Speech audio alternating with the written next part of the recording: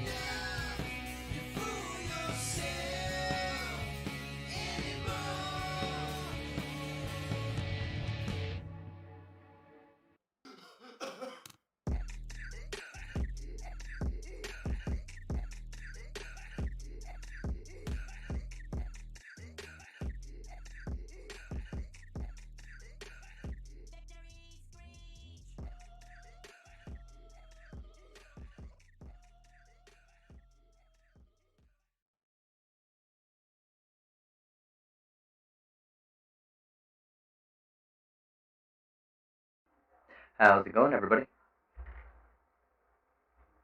We're here. Let me turn off the monitor for the microphone. I was adjusting the sound a bit. I think it sounds a bit better, personally. I'm not entirely sure. How do y'all feel about it? Kind of get some feedback here.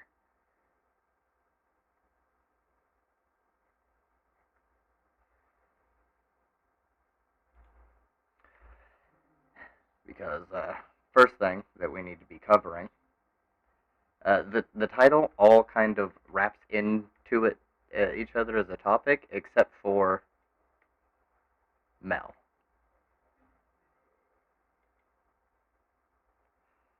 Just so you're looking at the stream title, it says Biden, Harris, Mel, and Racism in America.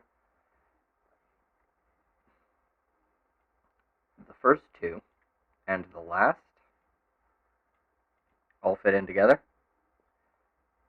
This is just Mel is a stand-in for a broader problem that I see. So,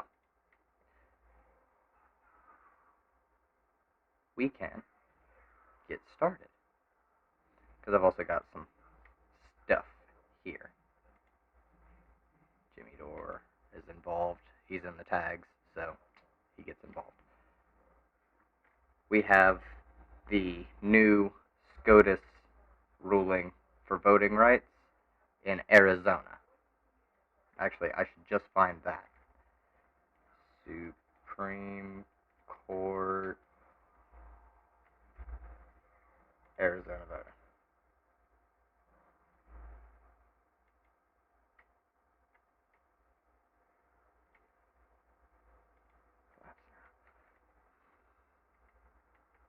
The Supreme Court on Thursday, today, gave states new latitude to impose restrictions on voting, using a ruling in a case from Arizona to signal that challenges to laws being passed by Republican legislatures that make it harder for minority groups to vote would face a hostile reception from a majority of the justices.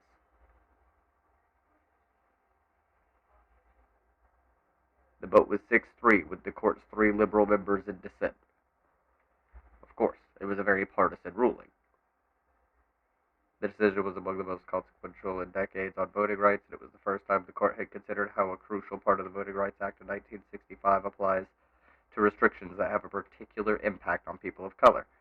The 6 conservative justices in the majority concluded that the relevant part of the act can be used to strike down voting restrictions only when they impose substantial and disproportionate burdens on minority voters, effectively blocking their ability to cast a ballot, a standard suggesting that the Supreme Court would not be inclined to overturn many of the measures Republicans have pursued or approved around the country.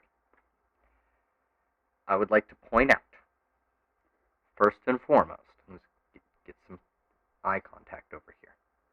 First and foremost, this is why having Trump get elected in 2016, so much voter apathy against Clinton. I get it. Hillary Clinton is fucking terrible. But let's face the facts currently.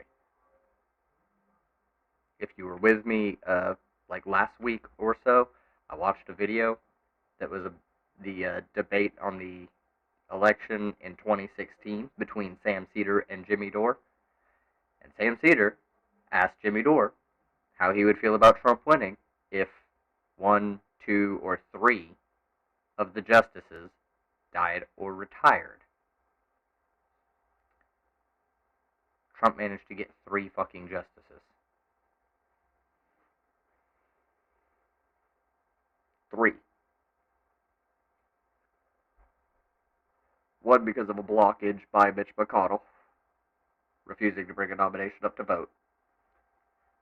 And the other 2 because people died.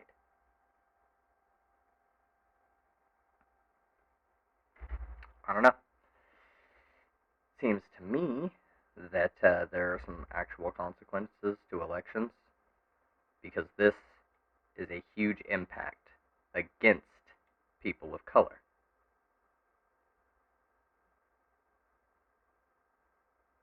And what are we going to do?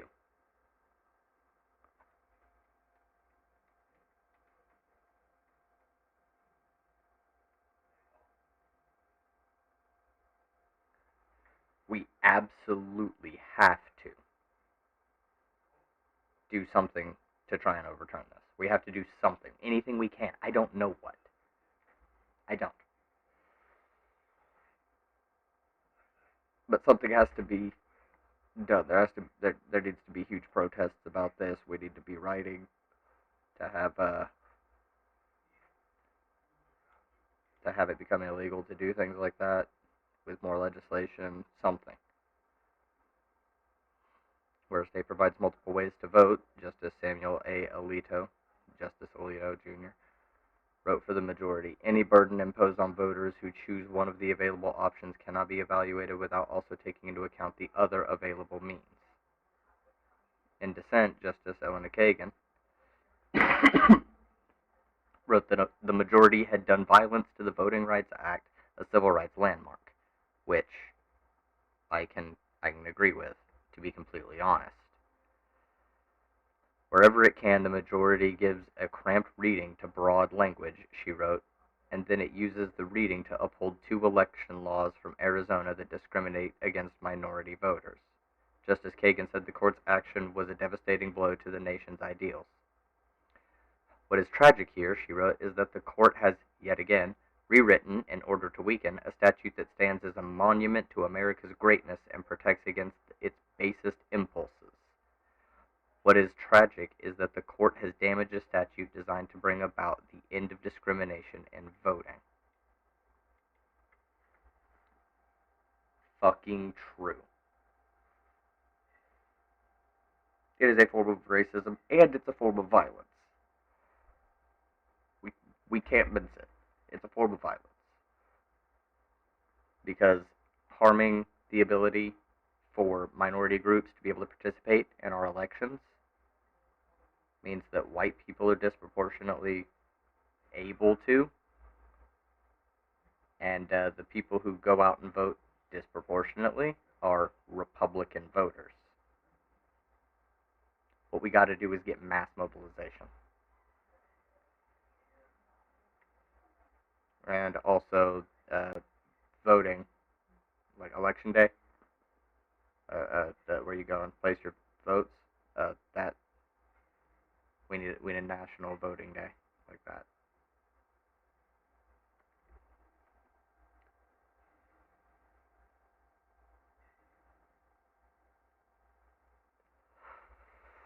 So this is a log-ass article with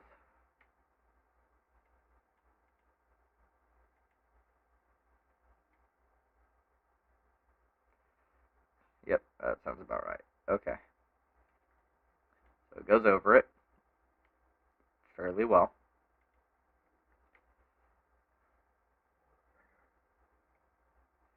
Now, we're going to go ahead and take a look at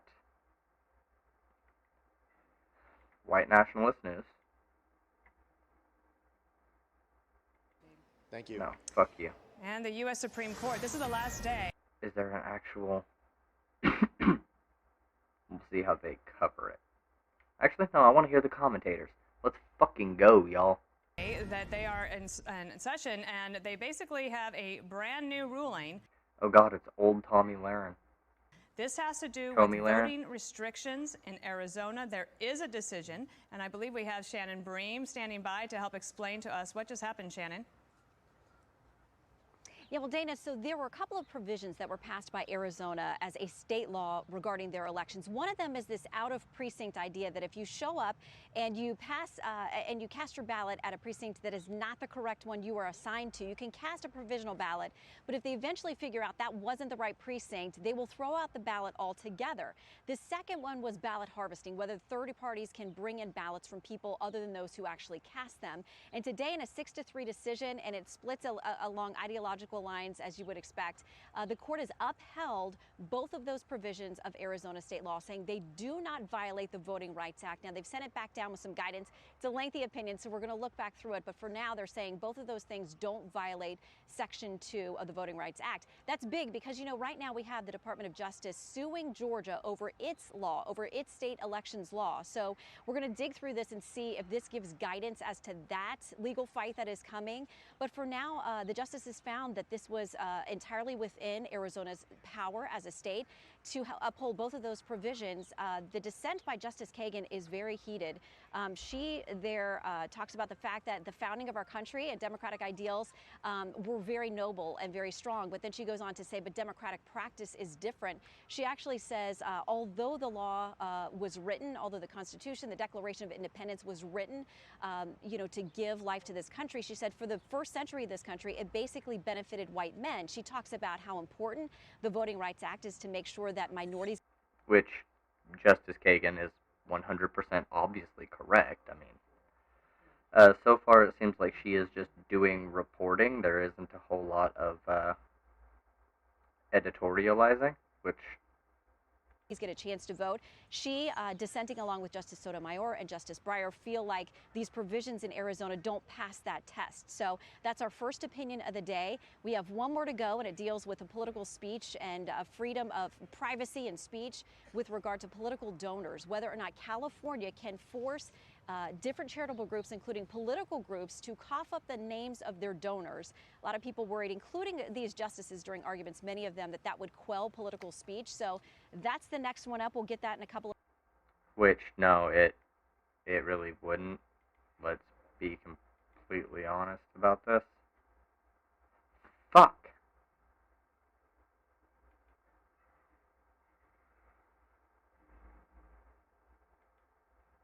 Quell political speech. So that.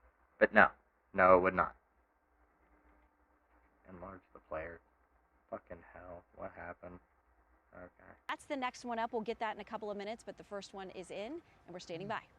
All right, Shannon, that's very, very interesting, and we are fortunate to have Arizona Attorney General Mark Baranovich is here with us now. So you just got the decision.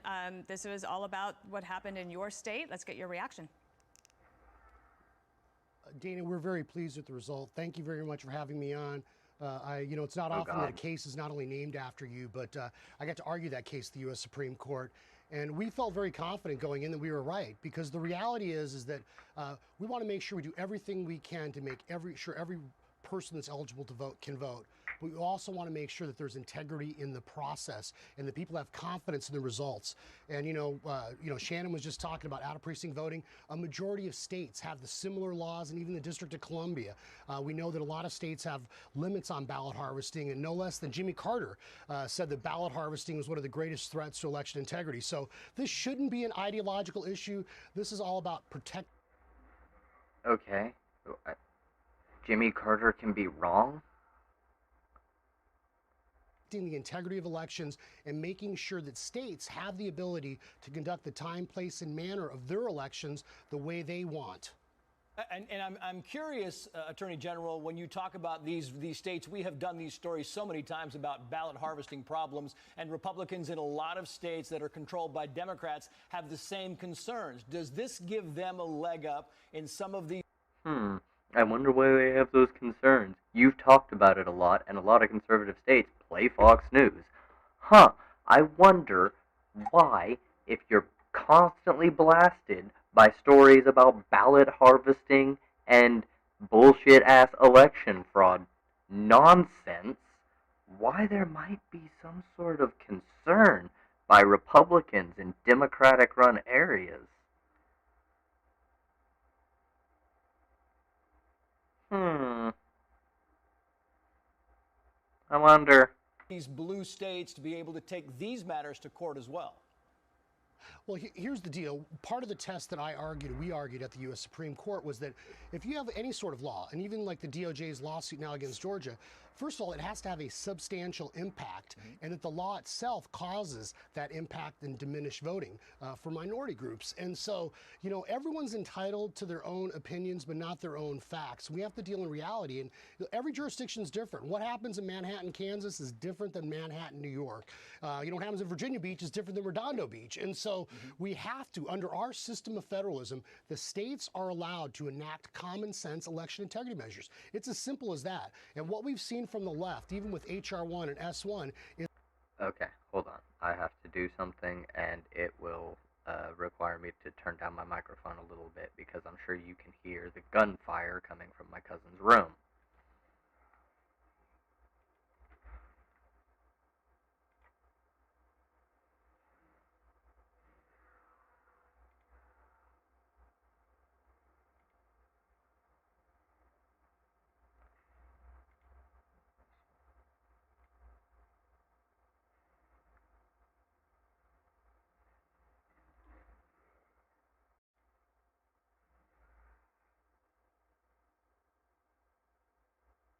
Okay. Is that better?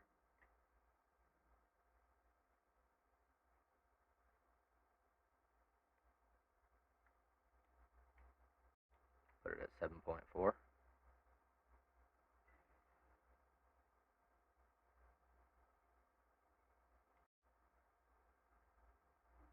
Wait, what was the gain on that?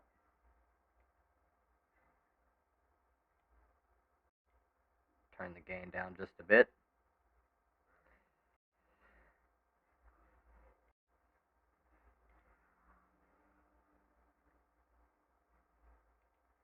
That thing makes a loud ass noise whenever it starts, so I had to. Is an attempt to nationalize elections and concentrate power in Washington, D.C., and that is to favor the far left. And I'm a first-generation American. I believe with H.R. 1 Wait, hold on, what?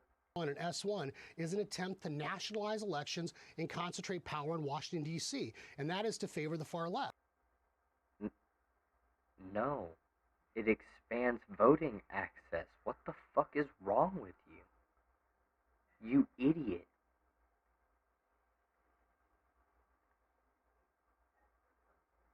What? I mean, obviously, the far left wants to consolidate power, because if we can do better. Duh. All political parties want power. So, I don't want to hear that stupid ass, buzzword, or buzz phrase, I guess. Think about it. What are the Republicans doing right now? Vying for power. What do the Democrats do? Vie for power. What has every political party or association ever done? Vie for more political power. Any of them that have the ability to gain power over the other, that's what all organizations and political parties and shit have ever done. It can be useful, it can also be harmful. It just depends. If you can get enough people to have a mentality shift, well, maybe things get better. And I'm a first-generation American. I believe very strongly in the Constitution, and the Constitution created a system of 50 laboratories of democracies. The states created the federal government, and it's not up to, Chuck or Nancy or anyone else in Washington, D.C. to tell Arizona or anyone else how they should conduct an election. I had a question about the fact that, you had been there to argue the case, and I know... Well, it depends. See, if we can get an amendment passed, then we're good. So the plan here is you get a whole bunch of lefties in charge of all the states, and then you pass an amendment just in case something happens. And that amendment, it makes all the things good. I know that obviously is a huge honor for you, and I'm sure your family was very proud as well. And then to win, what did you think about that day? Did you anticipate that you would win? Were there questions that the justices asked that led you to believe that this would be the result? Dana, honestly, I am so humbled. I think about the fact that, I said my family fled communism. I'm a first-generation American, and to me, be the chief law enforcement officer. Where did you come from? Let me look you up.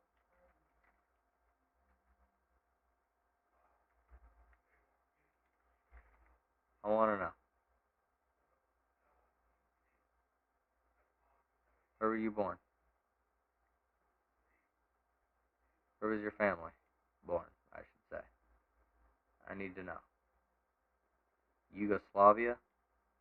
That wasn't communism. It literally wasn't communism.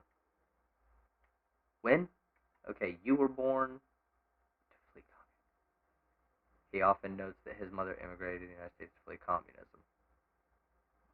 Which Yugoslavia wasn't. When were you born? 1966? Okay, so the USSR was still around. But it still wasn't communism. It was closer to fascism or state capitalism. Let's be completely honest. Argue the U.S. Supreme. Which, if you don't understand what those are, that's going to be in another episode of Politics for Infants. Court. We don't have a national religion. We don't have a common ethnic identity. And I think someone like me, that people can't even spell my name, to be arguing at our court, making case law that, my kids or somebody else may read about in the future is really humbling. But we felt confident. We felt that if we argued the law, we stuck to the Constitution, we were going to win. And so often now, these issues related to voting have become so highly partisan and highly political, and they shouldn't be. And, and I know during the argument, we had put in our briefs. What?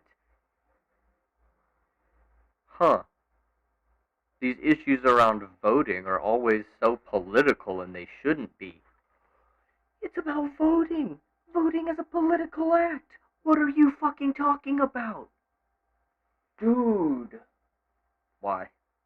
Why do you hear dumb shit like this? And Justice Roberts actually alluded to Jimmy Carter warning about ballot harvesting and mail-in ballots. And so I thought that was a great sign that Justice Roberts was aware that there was a time when even Democrats were in favor of election integrity. Can I ask you then one other thing? I know that you can't look into the future too much, but because the Democrats are determined to try to pass S1, as you said, that big election bill, or now the John Lewis Act is coming forward, it has similar things.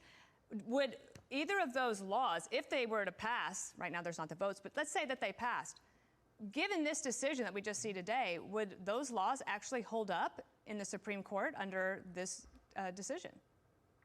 John Lewis was an amazing human being, and shame on the Democrats for trying to use his legacy to, Wait, I'm sorry, what?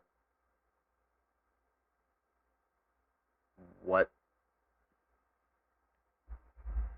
I don't get that one.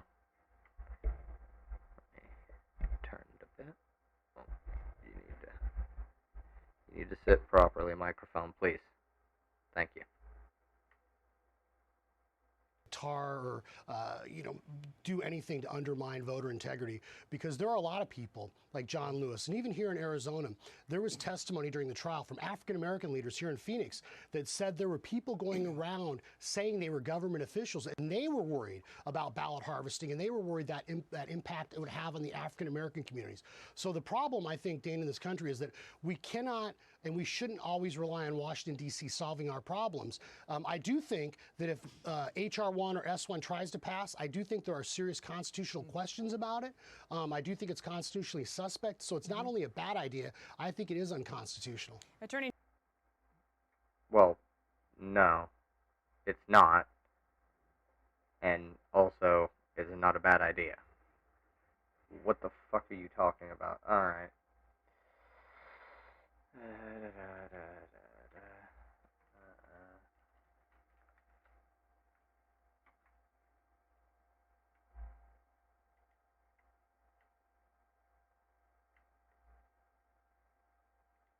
Yeah, we'll go here. For the People Act, also known as H.R. 1, was a bill in the United States Congress to expand voting rights, other campaign finance laws to reduce the influence of money in politics, limit partisan gerrymandering, and create new ethics rules for federal office holders. Fucking phenomenal.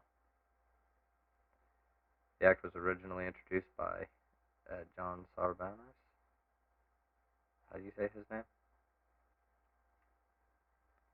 Sarbanes? In 2019, on behalf of the newly elected Democratic majority of the United States, the House of Representatives, the 116th United States Congress passed the bill. The House passed the bill on March 8th by a party line vote of 234 to 193. The bill was viewed as a signature piece of legislation from the Democratic House majority. After the House passed the bill, it was blocked from receiving a vote by the then Republican-controlled Senate under Senate Majority Leader Mitch McConnell. Yep, 2021, the 117th Congress, Congressional Democrats reintroduced the act as H.R. 1 and S1.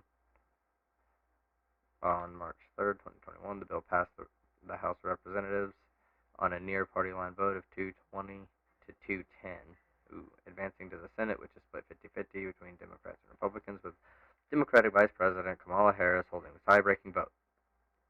The bill had unified support in the Democratic caucus, but Senate Republicans blocked the bill with a filibuster on the 22nd, as it failed to obtain the 60 votes needed to vote closure after a party line vote of 50-50. Some Senate Democrats had expressed support for abolishing the filibuster, which fucking based for the bill, but others in their caucus remain opposed or expressed reservations about doing so, which I think removing it altogether is the best path.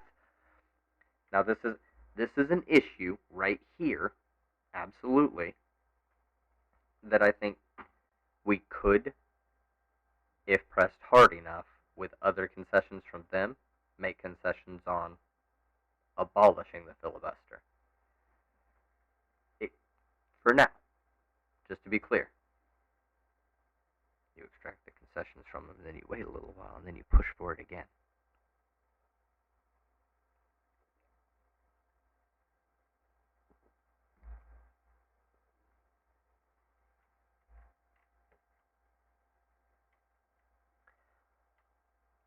The bill will require states to offer same-day voter registration for federal elections.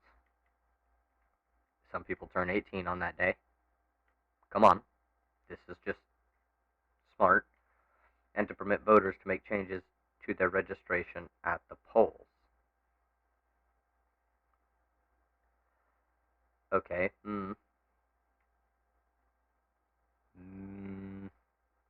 I agree with this, but I can see where this could be a problem. To be completely honest, I do see where this could be an issue. Just based on constitutional stuff. But requiring same-day voter registration, probably not. But to force them to allow registration at the polls when there's just like volunteer poll workers and stuff there, no. It would require states to hold early voting for at least 2 weeks and would establish automatic voter registration.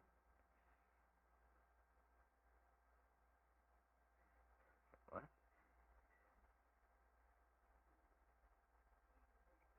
So,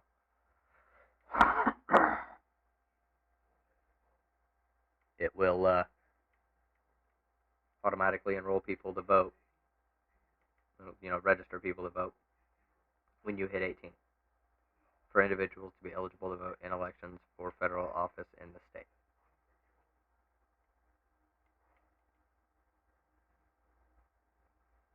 I mean, automatic voter registration is probably good. You also have to do,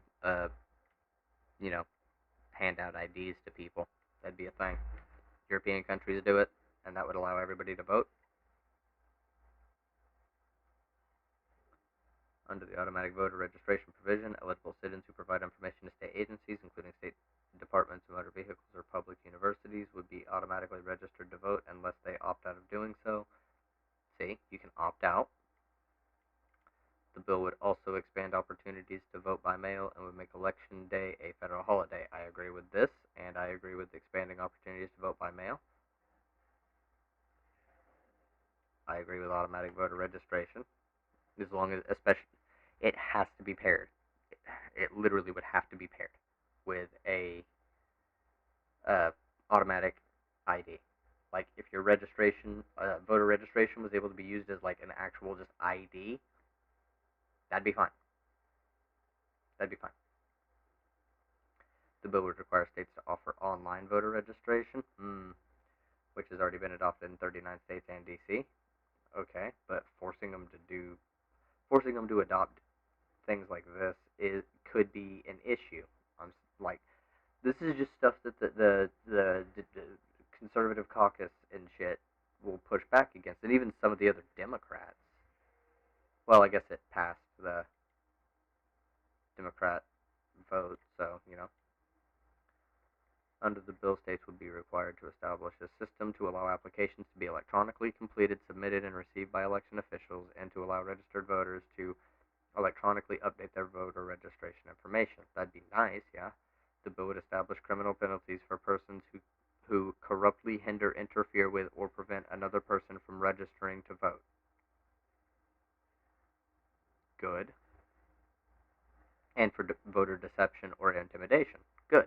The bill would specifically prohibit knowing and intentional communication of false and misleading information, including about the time, place, or manner of elections, public endorsement, and the rules governing voter eligibility and voter registration, made with the intent of preventing eligible voters from casting ballots. The bill would instruct the Election Assistance Commission to adopt recommendations for states on the prevention of interference with voter registration. It would also authorize 16 and 17-year-olds to pre-register to vote in advance of their becoming 18. Okay. A 2019 proposal by Representative Ayanna Pressley to amend the bill to actually allow 16 and 17-year-olds to vote did not succeed, which I have mixed feelings about, honestly. See, I see some of them who are, like, really invested, and they're like, yeah, this is good, we need to fight climate change, we need to do this, and I'm like, yeah, alright, I agree with you, and I follow them for about a week, and then I see Stalin did nothing wrong, and I'm like, this has got to be a shitpost, this has got to be bait.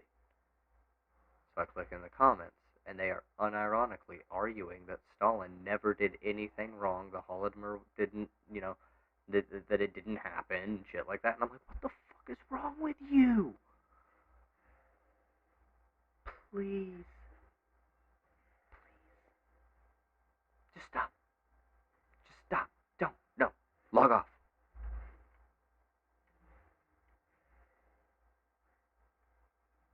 So I do have mixed feelings about that. The bill would also prohibit the practice of voter caging. Involves challenging the registration status of voters and calling into question the legality of allowing them to vote. Usually it involves sending mail directly to registered voters and compiling a list from mail returned undelivered.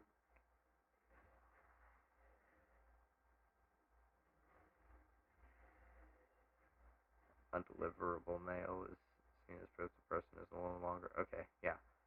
And restrict the practice of voter roll purges by limiting states' ability to remove registered voters from the rolls and setting conditions for when they could do so. Okay, how about this? The only time you can remove registered voters from the rolls is when they are in an obituary. When they are dead. When they've been missing for 5 years. When nobody has seen this person for 5, maybe 10 years. There's been no indication that they've been around.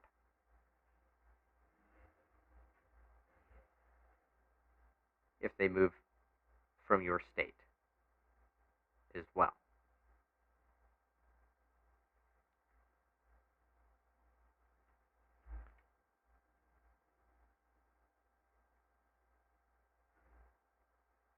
Specifically, the bill would require states to obtain certain information before removing voters from rolls and would prohibit voter purges from taking place less than 6 months before an election, which did happen.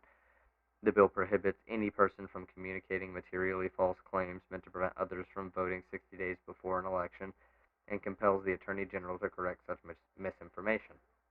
Probably good. The bill also requires elections officials to timely notify any voter tagged for removal from the voter rolls and give them an opportunity to contest the removal or seek reinstatement of their registration. It also restores voting rights to felons who complete prison terms. Fucking sweet. They served their time. Give them back their goddamn rights. I mean, they should have their rights anyways. They're still a human being. They're supposed to be human rights. Why do they get taken away just because they committed a crime? No. I can understand, really nothing about prison at this point.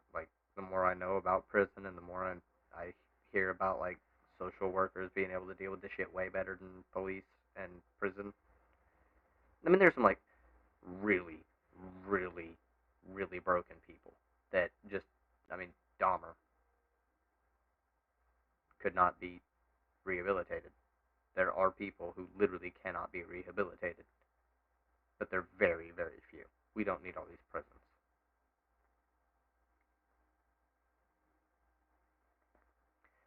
And it contains various provisions promoting voting access to people with disabilities and provisions to strengthen the Uniform Overseas Citizens Absentee Voting Act by providing additional protections for military and overseas voters.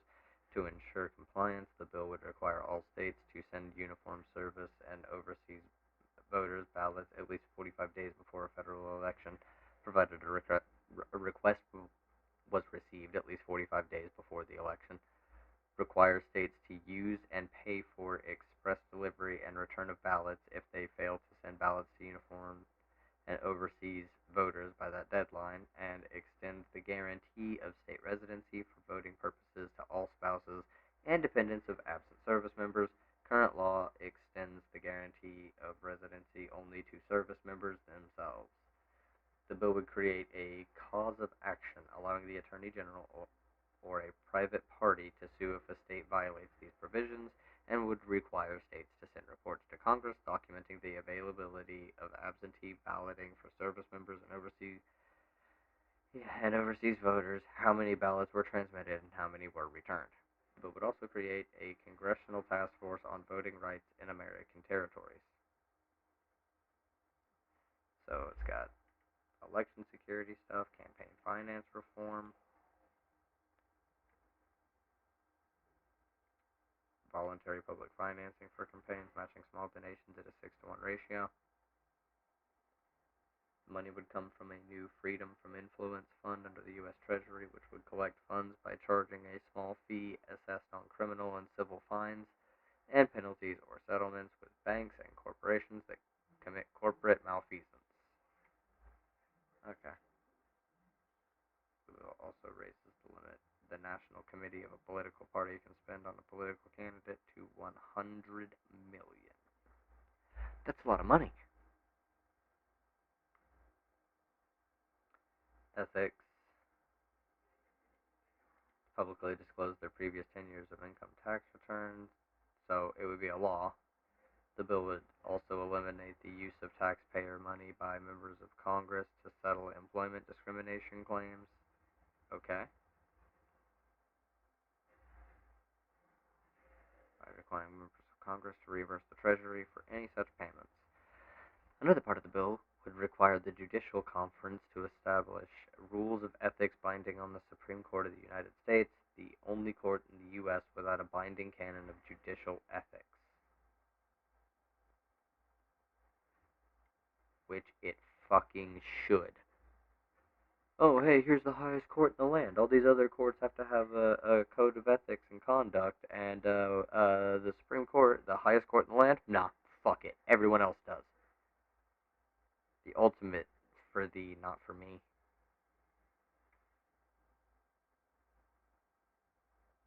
Set new disclosure rules, limitations on presidential inaugural committees.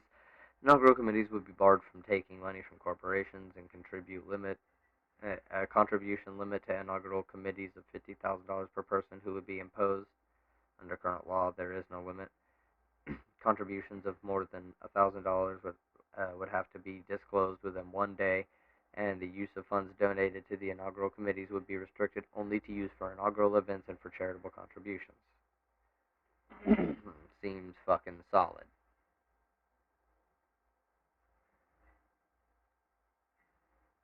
H.R. 1 makes findings in support of admitting the District of Columbia as a state.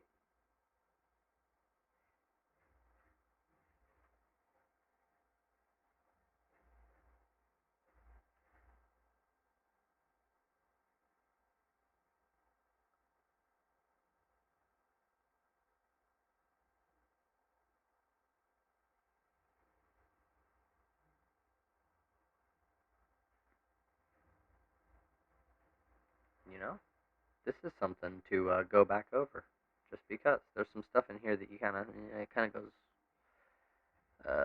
out your brain, not really over your head, but it kind of goes in, and it doesn't really settle. It just kind of like moves through.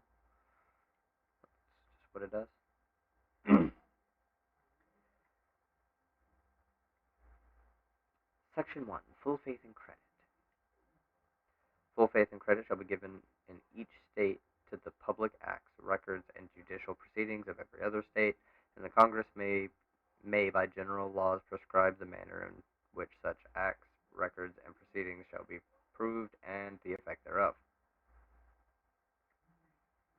Citizens of the state shall be entitled to all privileges and immunities of citizens in the several states. So,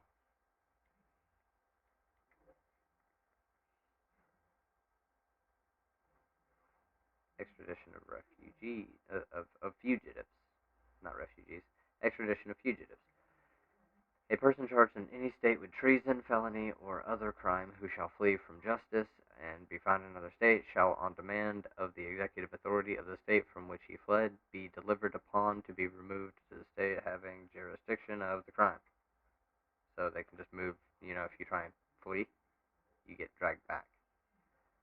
No person held to service or labor in one state under the laws thereof, escaping into another, shall, in consequence of any law or regulation therein, be discharged from such service or labor, but shall be delivered upon claim of property to whom such service or labor may be due. Which is super fucked and is no longer around. During the Civil War, an effort to repeal this clause in the Constitution failed. The vote in the House was 69 for repeal and 38 against, which was short of the 2-to-1 vote required to amend the Constitution. This clause was rendered mostly moot when the 13th Amendment abolished slavery. So this is still technically around, but is absolutely useless. Admission of new states. That tells you right there what it does. Property clause. The Congress shall have power to dispose of and make all needful rules and regulations respecting the territory or property belonging to the United States, and nothing in this Constitution shall be so construed as to prejudice any claims of the United States or of any particular state.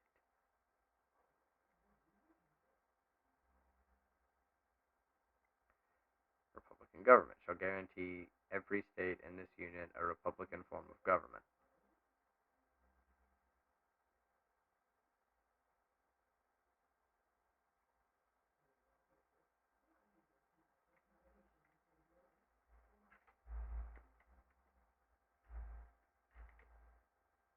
I mean, that's true.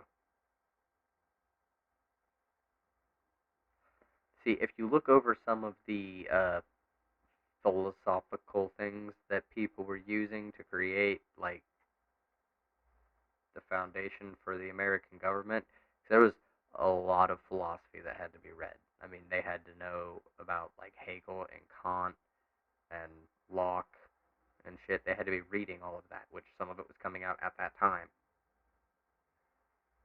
So they were reading all of this and coming up with a form of government, and they'd also read, like, Aristotle and Plato and Socrates and shit. Mostly, like, Aristotle and Plato. And Diogenes. And I do think that some of them, like, I mean, the consent of the governed, that's a very libertarian, like, left-wing anarchist type of ideal. No unjust hierarchy.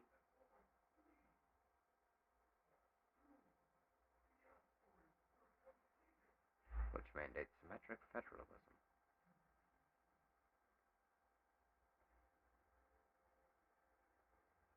A republican form of government is distinguished from a direct democracy, which the founding fathers had no intentions of entering. Which I do. As James Madison wrote in Federalist Number 10, hence it is that such democracies have ever been spectacles of turbulence and contention, have ever been found incompatible with personal security or the rights of property. What the fuck is property? Fuck you. And have in general been as short in their lives as they have been violent in their deaths.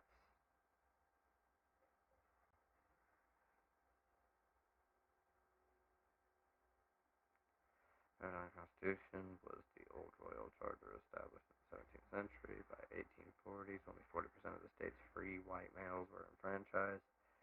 An attempt to hold a popular convention to write a new constitution was declared insurrection by the charter government, and the convention leaders were arrested. One of them brought suit in federal court, arguing that Rhode Island's government was not Republican in character and that his arrest, along with all of the government's other acts, was invalid.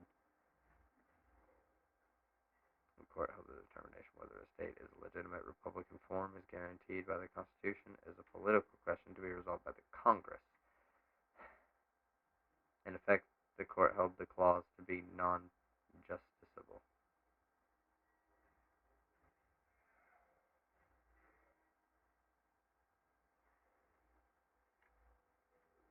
Interesting.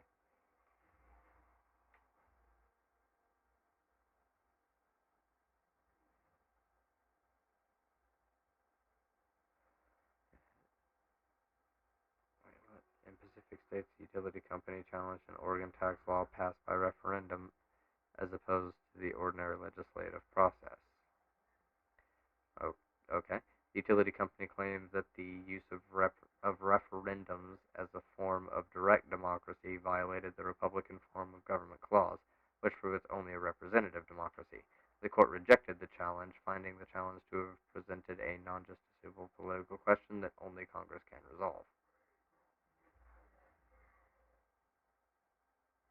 The doctrine was later limited in Baker v. Carr, which held that the lack of state legislative redistricting. Okay.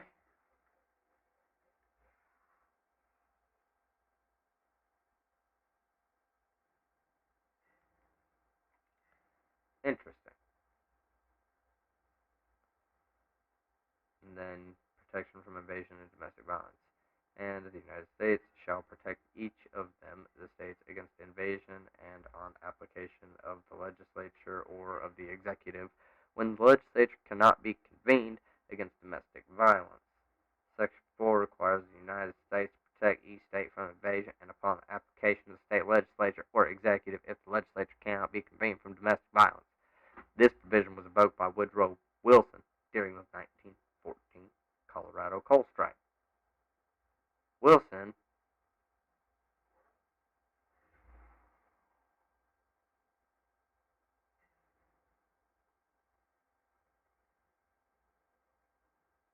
wow.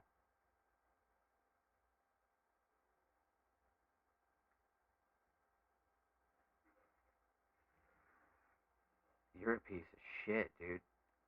Okay.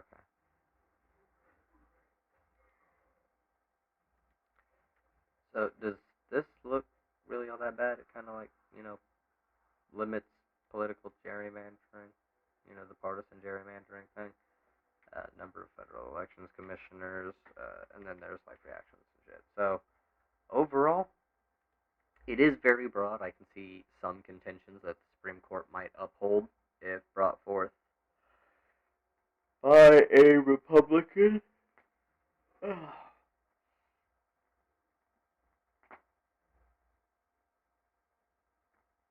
But let's face it, nobody cares. Republicans suck. They can go away. Get them out of here. I don't care.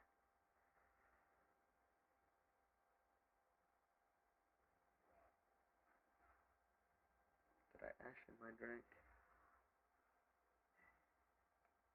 I didn't. Alright.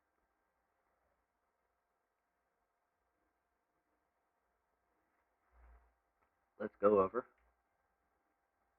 this right here. I need to know, Sam, Jimmy Dore's brain pivoting to recovery mode with high-level ideas?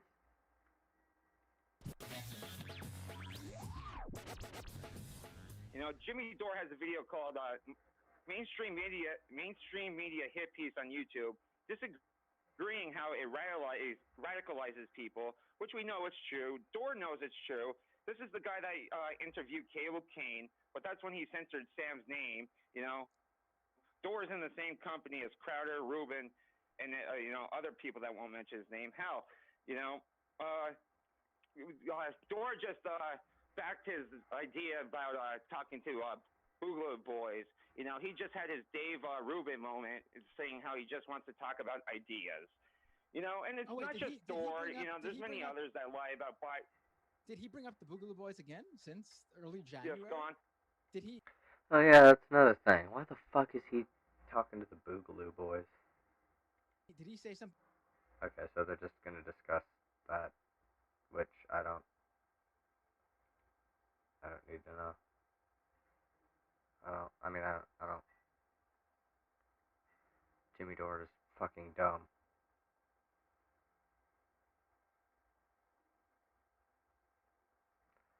Ah, yeah. This. The Biden. Sorry, I did think. Jim Psaki claims Biden's bombing of Iraq, Syria necessary to protect troops, which is utter fucking horseshit. Sam, pretty good at covering stuff like Here's that. Jen Psaki explaining why the U.S. carried out airstrikes in Syria and Iraq. It is because, of course, everyone knows this, they are so effective. As a matter of domestic law, the president took this action, the airstrikes that were announced yesterday by the Department of Defense, pursuant to Article 2 authority to defend U.S. personnel. The targeted strikes were directed at facilities used by Iran-backed militias involved in these ongoing attacks for purposes including weapons storage, command, logistics, and unmanned aerial vehicle operations. So Article 2, the self-defense, the defense of the United States and our interests is our domestic justification for these strikes announced yesterday. The president's view is that it was necessary, appropriate, and deliberate action, these strikes designed to limit the risk of escalation. We will. Oh, yes. So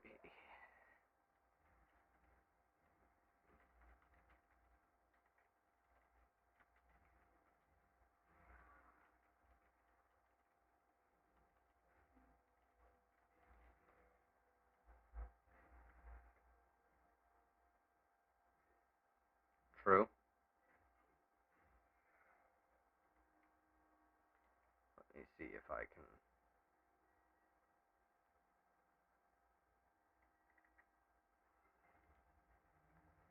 Yeah, I know I'm a little late to this, but this is something to, you know, because it was the OPCW that had some whistleblowers that came out and spoke out against this, and they actually hitting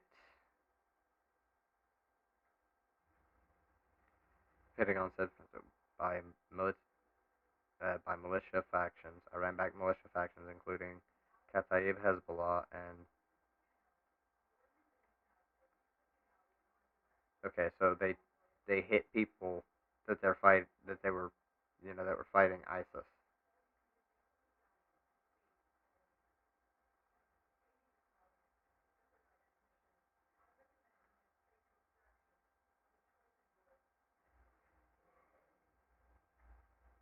Yep, the Popular Mobilization Forces, an Iraqi state-sanctioned umbrella of mostly Shiite militias, including those targeted by the U.S. strikes, said their men were on missions to prevent infiltration by the Islamic State group and denied the presence of weapons warehouses.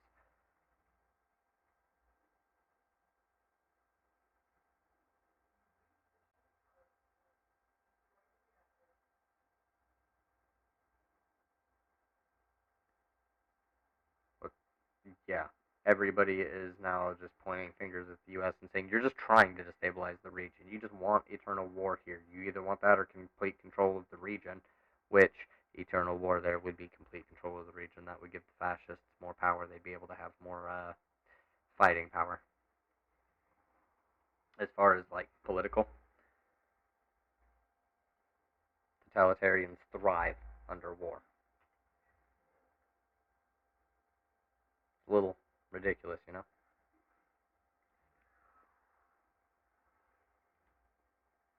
And both Syria and Iraq have said, hey, get the fuck out of the country. You can't act with impunity. Be careful, Biden said when a reporter asked what message he had intended to send. Bro, there were no deaths. They did some little weak drone strikes. You claim. Which is skeptical. Will take, and he believes we should and will take necessary and appropriate measures to defend U.S. personnel, partners, and allies in the region. Certainly, I would say, just kind of in relation to this question over here, we continue to believe that and have never held back from noting that Iran is a bad actor in the region. And they have taken part in and supported and participated in extremely problematic behavior in our view. At the same time, we feel that we're moving forward and seeking the opportunity to move forward on negotiations to prevent Iran from acquiring a nuclear weapon is in our national interest, and that's how we will evaluate. But it was not linked to a visit by the president of Israel, nor was it linked to any elections in Iran either. I mean, first off, none of this is legal. I mean, we have some domestic justification, but international law, we've sort of bypassed that whole thing now. And Yeah, essentially, according to international law, we are the aggressors. We are occupying their territory. They are fighting us off. the idea that Congress has authorized it's absurd. The idea that we put our forces in front of a bus and then say, well, the bus was coming right for us. We have the right to come in and do that. It's also absurd. What's also absurd is this is just all about, it seems to me, some type of kabuki with trying to reinstate the Iran deal, perhaps the single most unambiguous, I think, at least foreign policy success by the Obama administration, reversed by the Trump administration. Very difficult, obviously, to get back in. It's just an example because there's domestic politics in Iran as well, and the United States has to placate those neocons who are still. This is a good point for me to try and remember for the next politics for infants as well. There's politics domestically, which is what we generally cover, but you have to think about how domestic politics and foreign politics intermingle with international politics. Because if another country's domestic politics shift because you did something like, say, pull out of the Iran nuclear deal, and then start sanctioning them, and their public opinion changes, then their political will changes, and they don't necessarily want to do that anymore. Still jonesing for a war with Iran, and so this is the sad state of affairs here. But does it even feel like anybody in the country cares? Yeah, that's why the Iran deal thing. Like, we should be making the first, second, and third step towards getting back into that. And without a doubt. I honestly think the political, like, in terms of like the voting population, would appreciate that. But like, I'm just curious who is still super against it and why they weren't able to get a war with when Trump was in office. Folks, there's more of what you've just saw where that came from. That's if you hit the subscribe and like button. Thank you.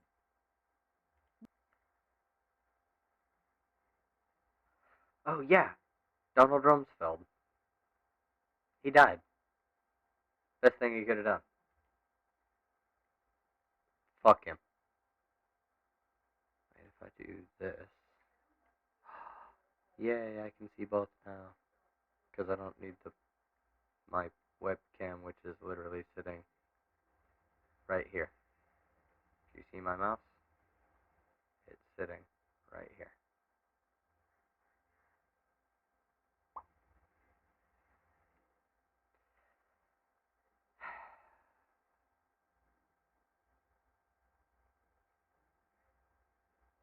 No, the Republican Party's not okay.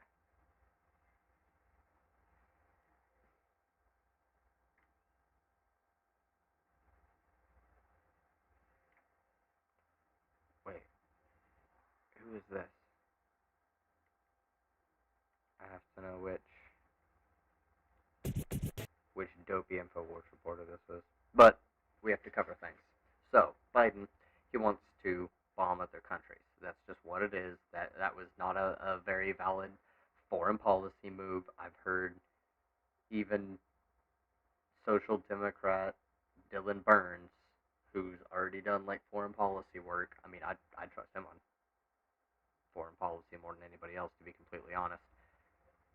He's even been like, no, this was a super fucked up move, and there was no reason to do it because, the reasoning was they were targeting ISIS, but these are groups that were literally fighting against ISIS, so there's no actual reason to do it, except to either weaken those other countries or to try and escalate conflicts.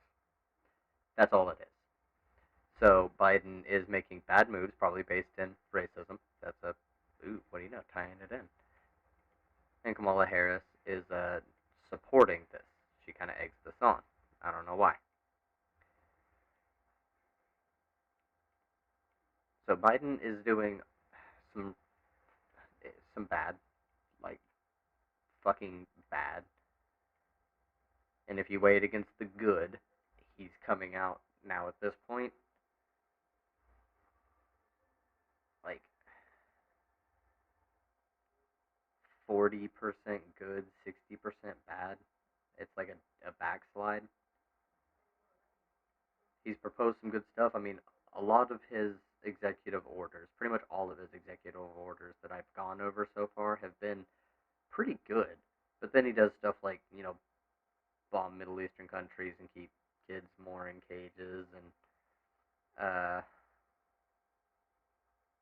just shit like that.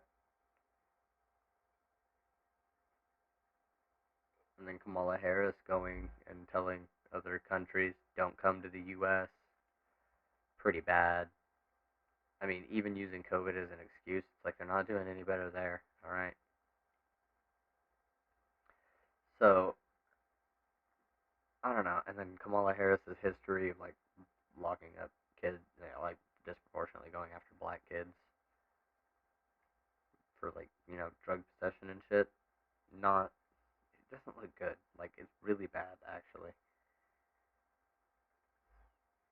Would it have been worse under Trump? No, I don't think so.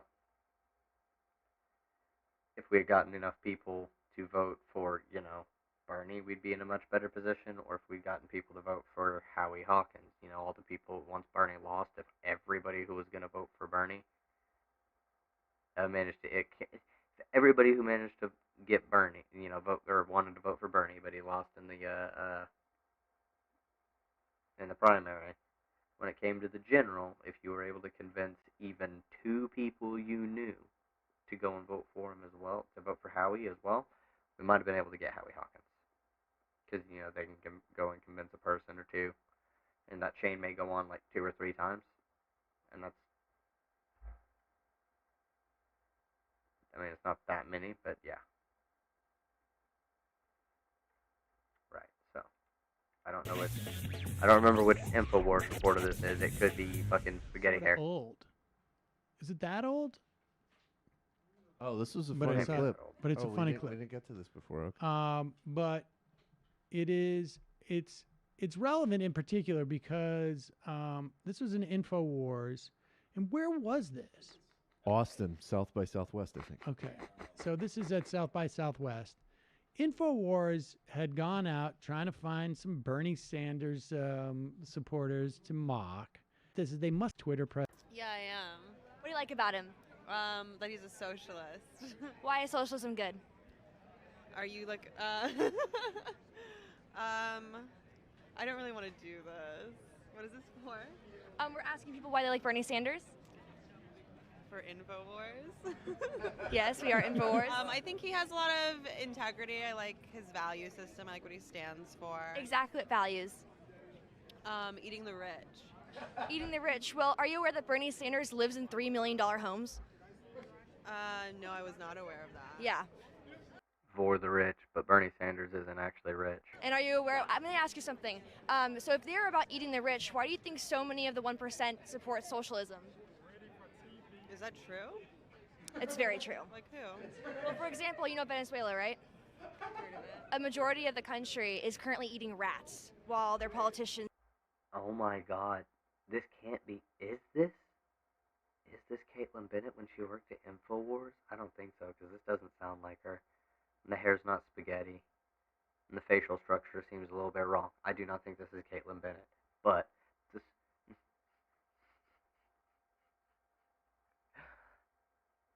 That fucking total fucking pivot. Holy shit. Did you hear that? Just listen to this again. Is that true? It's very. Many of the top one. Why do you think so many of the top 1% support socialism? Is that true? Yeah. True. Like who? Well, for example, Like who? you know Venezuela, right? For example, you know Venezuela, right? A majority of the country is currently eating rats, while their politicians are drinking champagne on a daily basis. Wait, what? I'm gonna check my phone to That's see. not the 1%. The 1% of Venezuela. I'm talking about America. Well, I'm saying if Bernie Sanders were president, right, and he wanted to bring the same ideas as for socialism into this country, do you think that we would benefit? Yeah. But I just told you Venezuela's eating rats. But I just want people to have health care, honey. I don't want like. Well. Oh my god. You people have like worms in your brain, honestly. I mean, you're the one who can't answer the question. What question? The question is why you support socialism. She can't answer the question because she's fucking stoned as fuck and has no care about what questions you're asking her. She's just trying to drink her, what is this, latte or pina colada or some shit, and zoom around on her phone. She doesn't give a fuck. You can have healthcare without socialism. I want people to have free health care. Why free? Pays for. Why would the government pay for it? Because I think everyone has a right to have health care. So it's like when Alex Jones is not delivering those lines, they really suck. He knows how to do it. Half the country is eating rats. Exactly. Over half the country actually have documented proof. What else? Venezuela, And then- 1%. Basically, there are two things that are sold in Venezuela: rats, champagne. That's it. You either eat rats or you drink champagne. Those are the two options you have there. Like, see, senor, can I get But the I just told champagne you. line, please? God damn it. But I just told you Venezuela is eating rats is a new drop. Definitely. That is definitely a new drop. Definitely a new drop. So she But I just told you Venezuela's eating rats. actually has a podcast called Red Scare, because everyone has a podcast these days. So The Infowars girl? Yeah, no, yeah, The Infowars girl. Oh, Dasha? The insouciant millennial drinking her iced coffee and being cool about socialism. Yeah, she's got a podcast. So maybe I just want people with healthcare, honey. I like that. That's my I'm favorite launching part. my new. two drops from that. I'm launching my new Spanish speaking podcast. It's all about how to prepare rat. Yeah, that's right. Our Venice pod. We expand Exactly. to Venezuela. Ratones deliciosos con Samuel Cedar. There you go. I want to eat rats. Yeah. First of all, people don't appreciate A rat how in nutritious every they pot. are. Jesus fucking Christ. A rat in every pot. And I will be drinking Cristal in my $5 million Burlington ski chateau. I will be in the chalet. I love that it's like this but you know those resistance morons do this too. Like Bernie Sanders wore a winter coat to Bill De Blasio's inauguration. Guess he's done. Bernie Sanders owns homes and real estate in expensive real estate areas. Right, like Bernie Sanders never said for a sec, like he never like he yeah Well, that's he the lives equivalent life. of like, why don't you just pay more in taxes? Right, exactly. It's You all call yourself a socialist and yet you use money. What's up with that? yeah, it's all just nonsense, lifestyle garbage.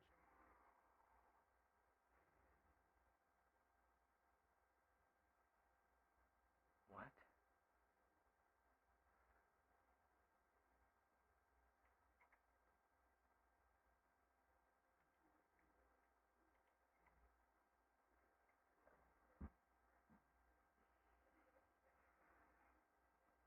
Yeah.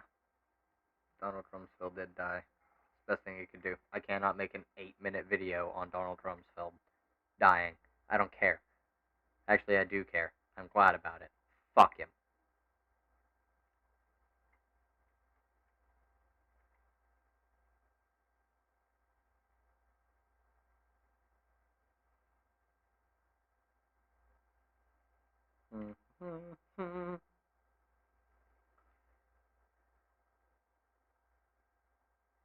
See, I don't like her name.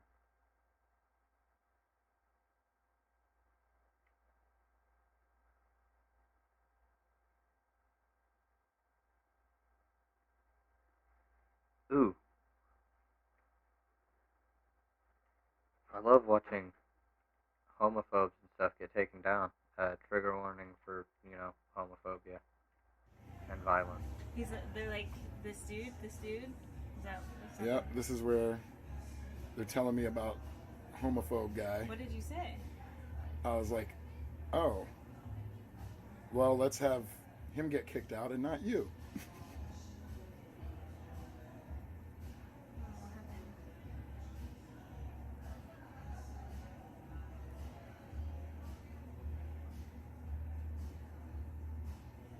And that's when I'm like, hey, how about we get him kicked out and you guys can kick it?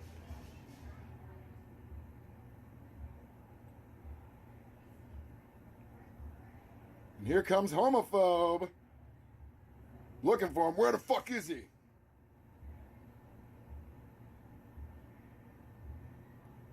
Nope. No. Not today, sir. Yep. Not my buddies. Yep. I think that was an iPhone 7 too, which got thrown into the street. Look at Styles celebrating. Yep.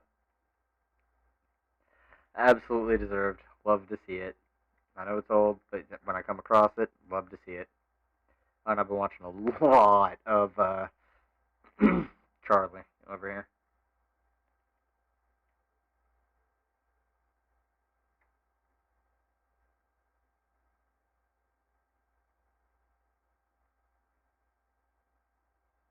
What? Oh, it's Daily Caller. Yeah, fuck you, Daily Caller.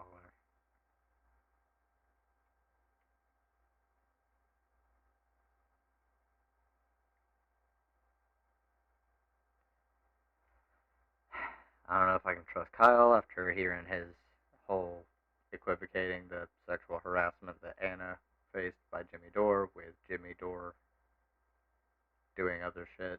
Like, he just laughed about it. Like, what the fuck, dude?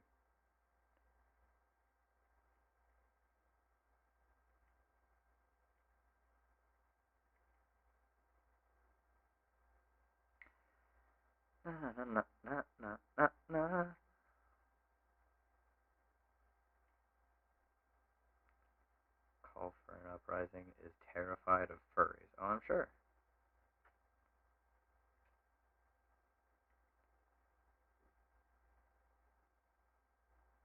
Wait, what? Nope. Had something to do. Racism in America. Do we see it still? Well, yes, obviously, we do. I've actually seen, now, if you type in to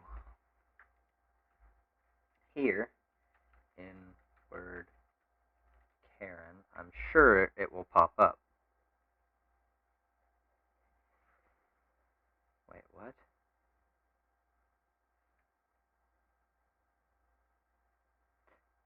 This woman, right here. This, yeah, you can, that's all you have to do. Inward Karen. Now, this woman, I will not play this video. I won't. I'm not going to do it. I'm sorry, Roland. I do subscribe to you.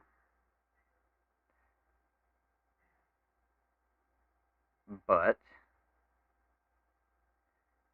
she essentially walks around talking about throwing hard ERs, inward ER, hard R, everything.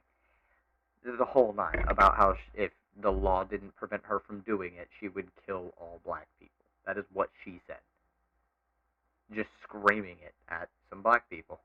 They're like, well, this lady's on drugs. And she's like, no, I just hate, drops N-bomb, and then just starts screaming it at them and at random people. Like, it's so fucked. Now, You want support? Roll a bar. this one, I don't know if he censored. Roland probably has censored it. He's downloaded the video, censored it. I don't have the ability. Well, I do have the ability to do that. I didn't have the time to do that before I decided to do this stream. So, what we have going on is me trusting Roland to censor this. Although Roland should have censored this one, right? I hope so. That's not the original video. You want to Let me support see. Roller Martin Unfiltered? Be sure to join our Bring the Funk fan club. Every dollar that you give to us supports our daily digital show. There's only one daily digital show out here that keeps it black and keep it real as Roller Martin Unfiltered. By going to rollermartinunfiltered.com, you can make this possible. All right, y'all know what time it is. And yeah, I like Roland a lot. He's funny as shit, let's be honest. No charcoal grills are allowed. I'm white. I got you, bro. Illegally selling water without a permit on my property. Whoa! Hey! You don't live here. I'm uncomfortable.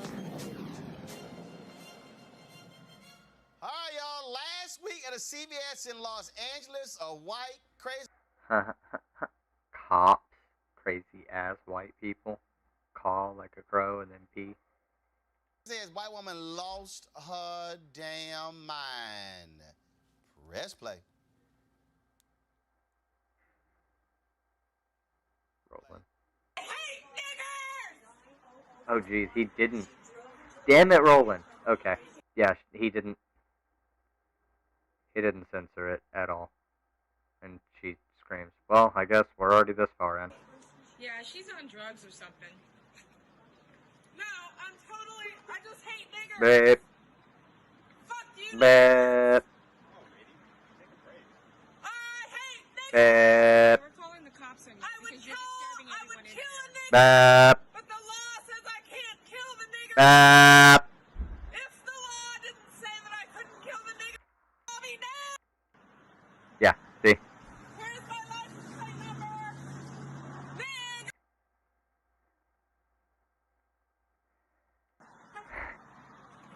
Fucking hell. Well, y'all, guess what? Police are investigating this crazy ass white woman, saying that what she was involved in was a, hate crime. Now, her tirade, which has been viewed nearly 2 million times on Facebook as early as today, again, sparked an investigation and has gained her the internet hashtag Ku Klux Karen. The LA Police Department said a hate incident report was taken following the outburst. She also apparently works as a costume designer and has worked on several different television shows. And so... Oh my god, yeah. No, see, I guess that's just the best strategy is me trying to mute it since Roland didn't fucking censor it. Guess what? She's fired. Y'all know what has happened. She got fired. Heather Lynn Patton ain't got a job anymore. I keep trying to explain to y'all, I don't mind white folks losing their mind because all they keep doing is losing. Now, she's 49 years old. Again, she has worked in the film industry doing costume design and has worked on other roles as well. Teresa, Heather ain't got no job. Heather ain't got no job. Heather ain't got no mindset. Heather ain't take her medication. I don't know what it was, but it was very unfortunate. I'm not sure what transpired, but I think what gets me every time is when there's always an investigation into the video that we clearly see that she was out of her mind. But again, we'll wait for the investigation and looking forward to a future report. But I think saying she's out of her mind is letting her off the hook. It's Damn right. We always say they lose their mind, but when white people lose it, we always become niggers. That's always at the top of their head. There was no provocation here. There was nobody here. This woman is shouting at the top of her lungs what she really feels in her interior. And of course, today she's remorseful. Now she doesn't have a job. And then she was inebriated. And then it was, I had just lost a job. And so I was feeling away. But it's black people's fault. So we become niggers when it's convenient for white people. And then they cry when there's a real consequence and say, I didn't mean it. I made a mistake. I make lots of mistakes all day, but I don't go around calling people racial slurs when I make a mistake. I don't go around, cursing at the top of my lungs in the CVS in the middle of the day for no good reason because she went full white woman. Right? And one of the first rules, you never go full white woman in public. And when you do, you face the consequences. But what is she going to probably do? Post for her privacy. Yeah. She's going to apologize and she's going to cry. And then hopefully this will blow over. Well, Mustafa, she worked on this television show called Medium, and now another. Nah, it can't blow over for her. I mean, this video from Roland. I mean, he little, almost 10% views for subs, and that's actually pretty good for ratios on things that aren't like fucking massive. This is just one lady who just went off. Person wants her. I don't like the use of lost their mind. I mean, I understand the context and what they're meaning by it, but like that does seem like, you know,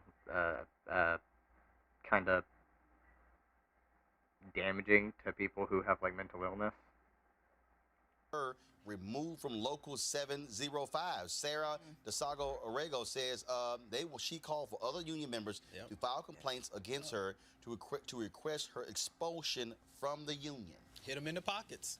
When people want to act crazy, hit them in the pockets. That will get their attention. She wasn't drunk because she was walking real straight to that car, made some quick little turns. I just want to say, I am digging this brother's hair and his headwear. I don't know if it's a hat. It looks like a hat. I'm digging it, though. And said what she needed to say. Yeah, that's a a couple hat. more steps, made some turns. What I think happened was she actually listened to an old Richard Pryor album, and then she came back and said, you know what, I think I'm going to try this out on folks. And she tried it out, and she got jacked. So she has worked on, Heather has worked on Dennis Leary's FX drama Rescue Me, Patricia Arquette's NBC series Medium. She also was the set costumer on movies such as Patterson, The Book of Henry, and last year's Tribeca Song of Back and Neck. She also was the set costumer for Sarah Paulson's upcoming Ryan Murphy Netflix Ratchet. I don't think that's going to happen. No. And so, yeah, Heather ain't got no job, y'all. And look, and I keep telling y'all. See, that was the dab for that. Yeah, she ain't got no job. Dab on her. White America, please, by all means, if you choose to continue to show your racist behavior, Yes, right. please do so while cameras are rolling. So therefore, more of you can lose your jobs. And so what I hope is, Black Hollywood, now that we know that there's a costume design position on the show Medium, I would certainly hope resumes with black people would flood in to the show in order for them to be hired. And I keep telling y'all, the more they keep acting the fool, we can end black unemployment. That's right. Right now. That's right. Goddamn right. Time they lose one of their jobs. All right, folks, back to our Road Mark Unfiltered video in just 1 minute. All right. And then we'll go ahead and, because this is all relevant. I mean, it's uncomfortable. I mean, I've played stuff like this and worse on my channel before. I was trying to like have some kind of a little bit more of a barrier so that people didn't come into my chat. But I mean, if I'm talking about racism in America, it's probably more potent to actually, you know, have it going.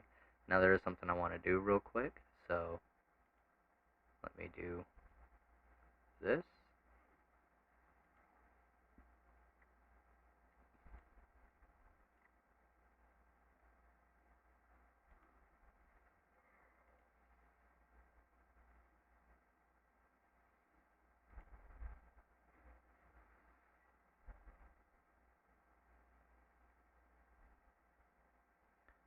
Oh wait,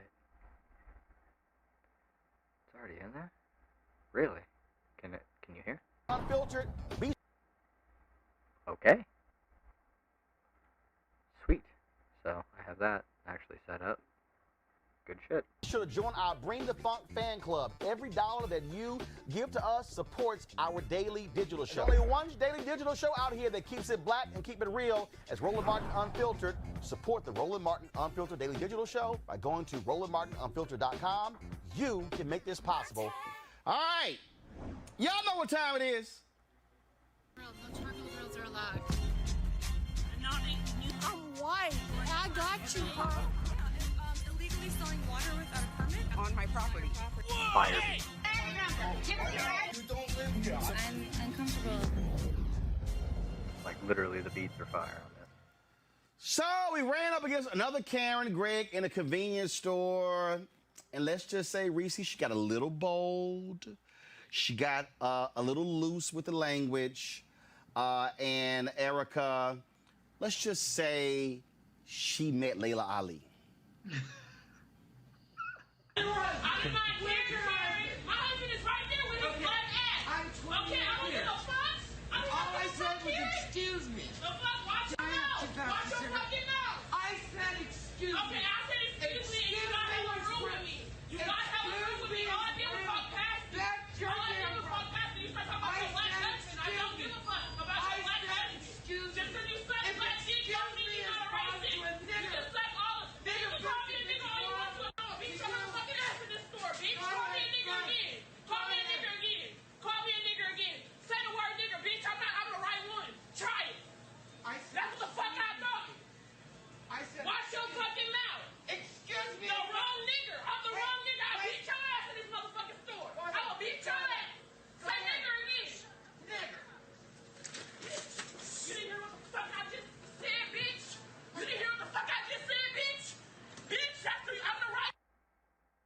Yep.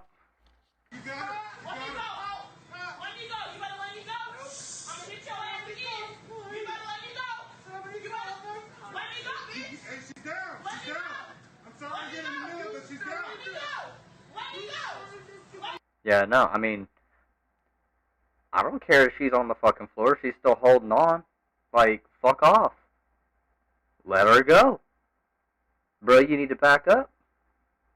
This ain't your fight. I mean, look at you. If it's you saying it, yeah. Judging by that forehead there, this ain't your fight. Hey, she's down. She's down. I'm sorry to get in the middle, but she's down. Let me go. Let me go. Let me go. Let me go. Keep calling me a nigger. Let me go. So fuck, weird ass bitch. I come to this bitch all the time. Bitch, I'm the right one. Call 911 and tell them. Call 911 and tell them. Oh, fuck. That's gangster. Call 911 and tell them, Reese. Boy, you notice she had the nerve to sit up there and say, all I said was, excuse me. No, bitch, you called her the N-word and she mollywopped you as she should. And to the bystander talking about, I hate to get in the middle of it, but she's down. So what? Knock her down some more because people need to learn. I'm tired of all these docile videos going viral where people let these white folks talk to them any old kind of way and everybody applauds them for how gracious they are and, oh, you were so poised and, oh, you just kept your composure. No, sometimes you need to knock some sense into some of these folks. And she got the sense knocked into her that day. Greg, we keep warning them.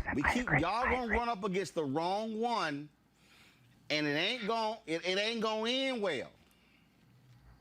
Brother, in July 1919, Claude McKay published his poem, If We Must Die, Let Us Nobly Die.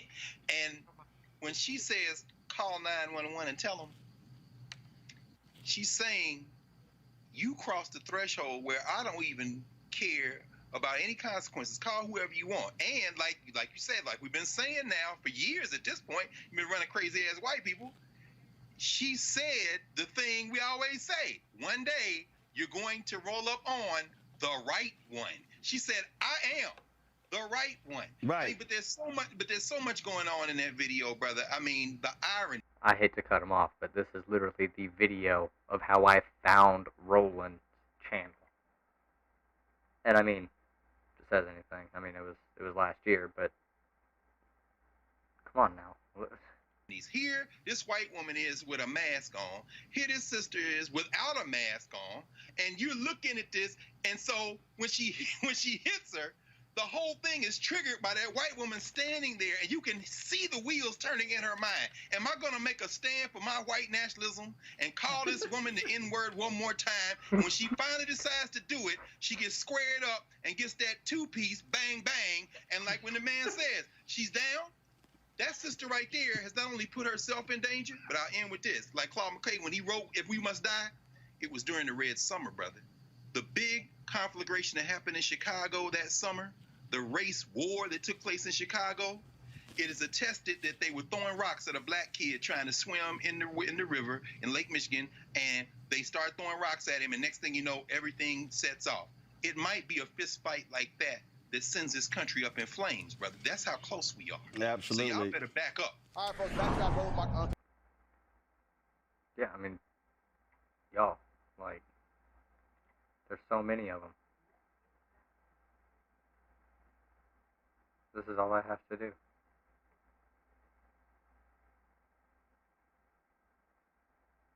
Hey, cool, Karen.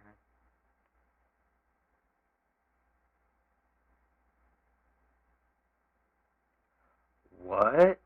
Joseph Morris, are you an Oklahoma person? I'm gonna walk home. This teacher needs some help with from his mother. He may not be home soon. I'm gonna walk home. No, not soon. He's not even talking to me.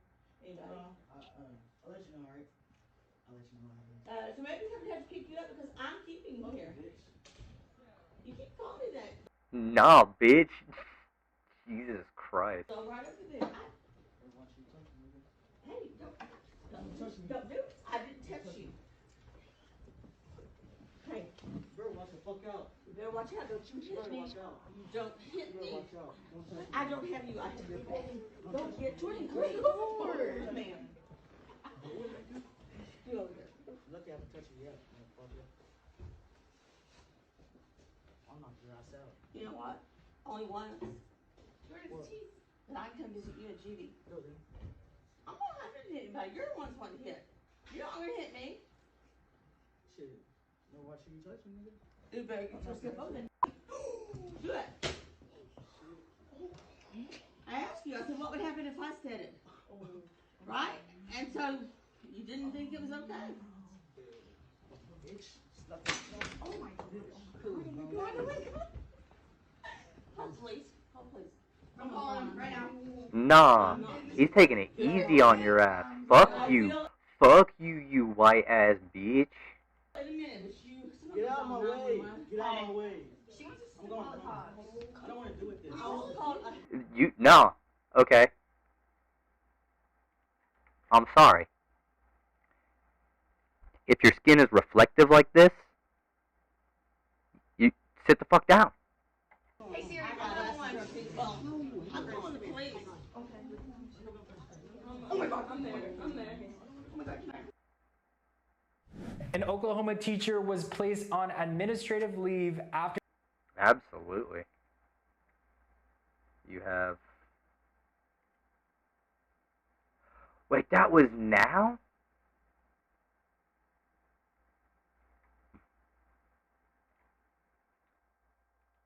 Bro, no way. After she was caught on camera calling a student the N-word. If you want to stay up to date on viral stories like these, go ahead and hit that subscribe button down below. I'll wait. Thank you. At the beginning of the video, which was posted to Facebook, the student appears to be wanting to leave school. He is on the phone. That's fucking crazy. Holy shit. Okay. So, this is kind of what we have though.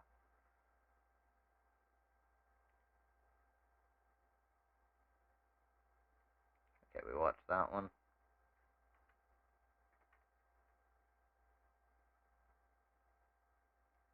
Get her ass beat.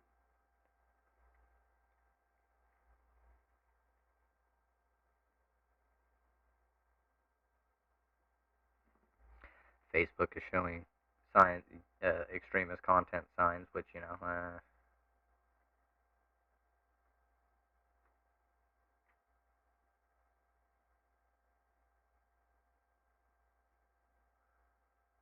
so fucking dumb.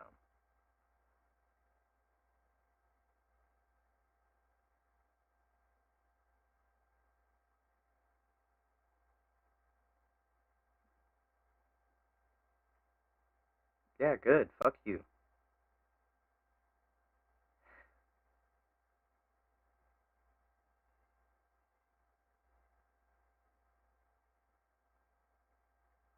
Yeah, Karen is not the equivalent of the N-word. It in no fucking way.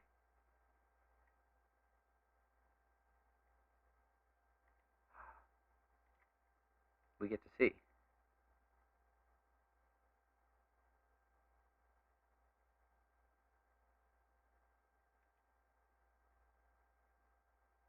You want to support Roller March Unfiltered? I like his channel a lot, so we're gonna just to get a good sense of how alive and well racism actually is in this country. We're gonna watch. Be sure to join our Bring the Funk fan club. Every dollar that you give to us supports our daily digital show. There's only one daily digital show out here that keeps it black and keep it real. As Roland Martin Unfiltered. Support the Roland Martin Unfiltered daily digital show by going to RolandMartinUnfiltered.com. You can make this possible. All right, folks, let's talk about it. This, y'all know what time it is. Charcoal girls are allowed. I'm white. I got you, huh? Illegally selling water without a permit on my property. Whoa! Hey! You don't live here. I'm uncomfortable. folks, a brother tried to enjoy a day at the amusement park, but a white man called him out of his name, and it didn't really go over quite well. Beat his ass on the ride.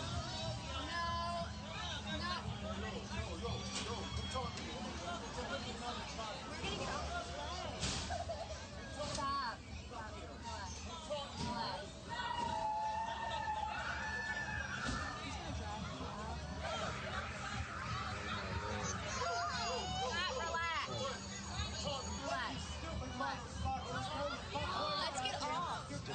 Why would we get off? Stop. Relax. Relax. Relax. Fuck you, you stupid aggravator. Oh my god. Stop. You gotta get up off the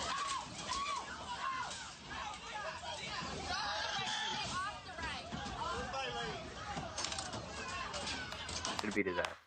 Just saying, Greg, I've been saying it, you've been saying it. Y'all gonna run up on the wrong bruh. Yes, sir. Can you believe that? See, I didn't hear that, Doc. So he called the woman a name. My man was going, yeah. You saw them white kids. They're like, we don't want no parts of this terror right here. But that, yeah, you're right. Like you've been saying, you gonna get the right one day.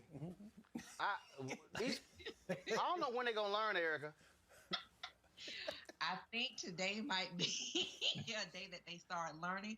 But here's the other thing. I do love the statement that the company issued on behalf of the employee that was involved in this altercation. And they legit, and so this is really in the age of Twitter and Instagram statements, which really should be people being courageous and brave enough to do the things that they did, you know, when they were saying that they were about it, like do it up front. In their statement, they said that, listen, the conduct of this person that was an employee is not to be condoned. They weren't taking, well, the employee just responded. They quickly said and got out in front of that statement to say that, listen, what they didn't do was right.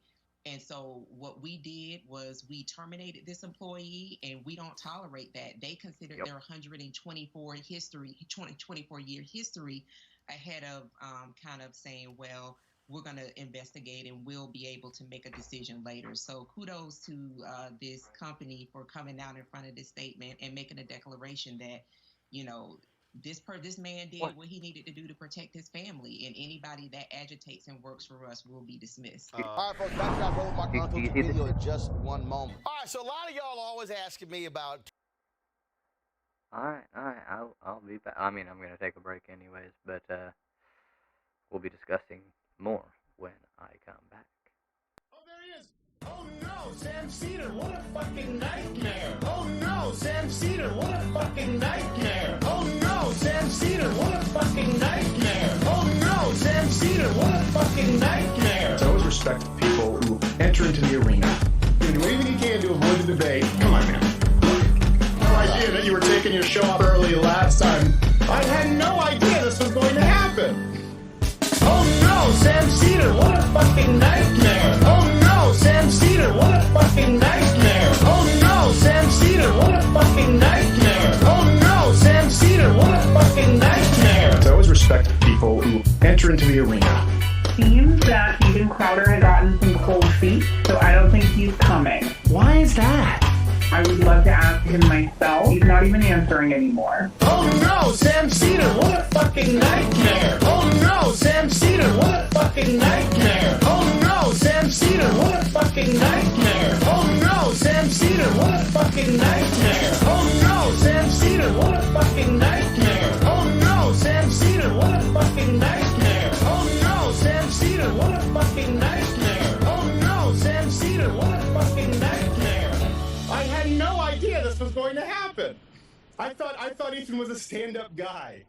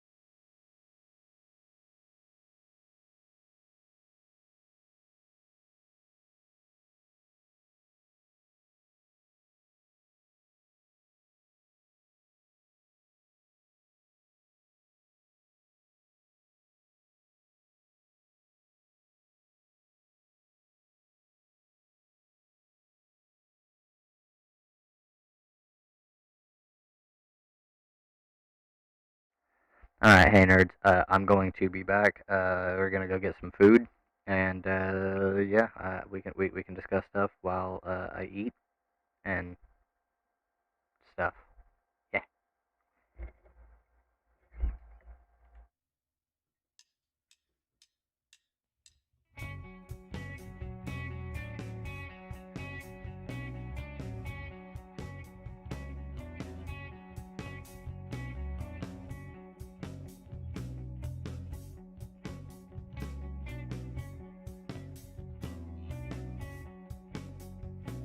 The kid's too smart to ever learn.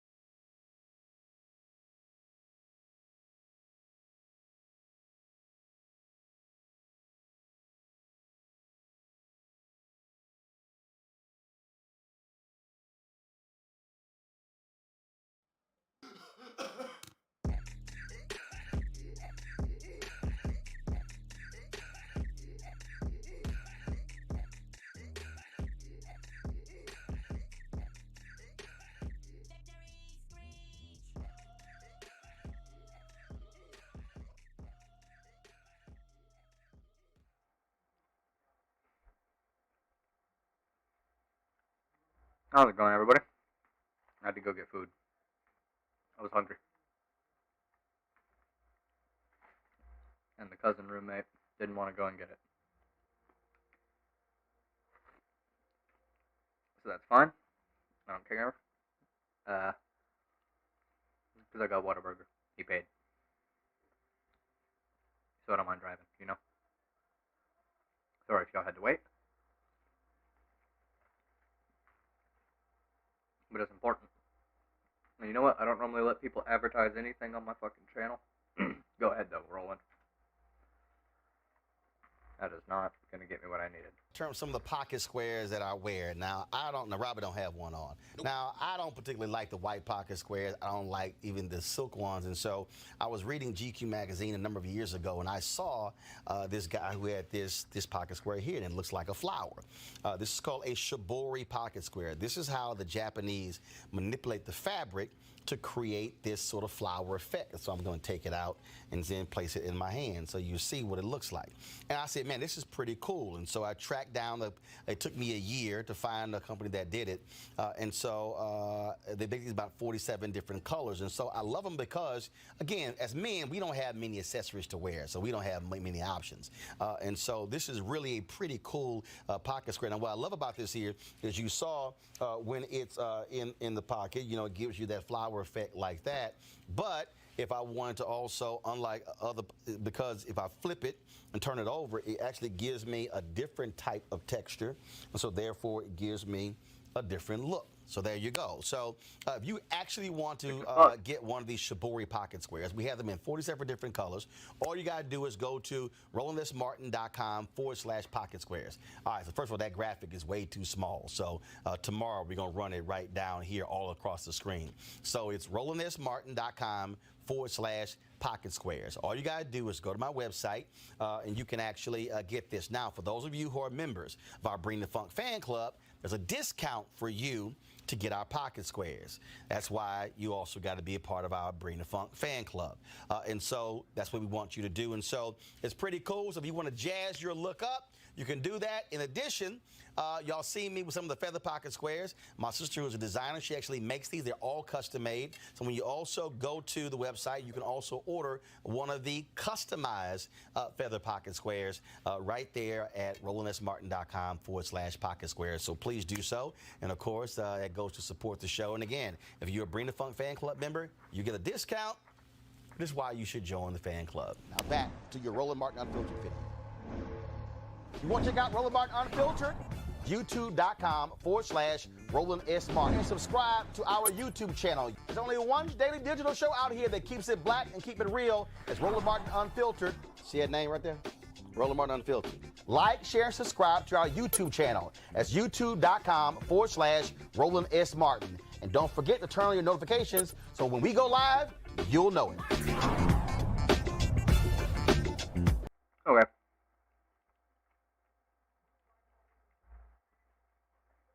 So, wait a minute. We'll go with the Karens here in a minute. Because it's another societal problem. And we can talk about it. America has not only the blatant racism that we've seen, but it also has some, systemic racism. And by some, I mean quite a bit. Because the systems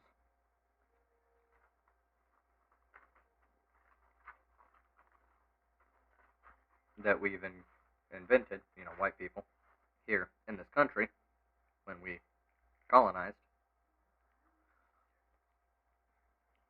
were explicitly meant for the benefit of white people. And we've done nothing to actually change those systems fundamentally. We've just put some band-aids.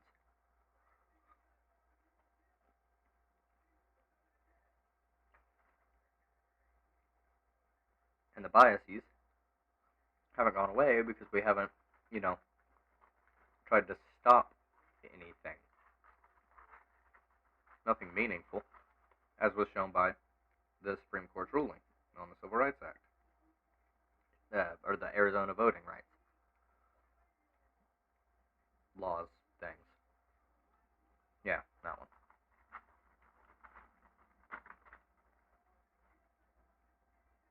I mean, All you have to do is look at the way that the systems keep operating to the detriment of black people, to the advantage of white people, to understand the kind of racism that I'm talking about.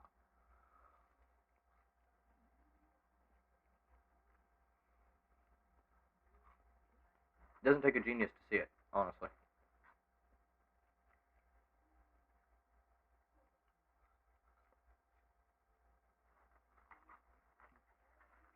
You can look at sentencing disparities. There's a study that was a meta-analysis of a bunch of other studies with mock jurors, and for literally the same evidence, same crime and everything, they would attribute more guilt to the darker skinned person than the lighter skinned person.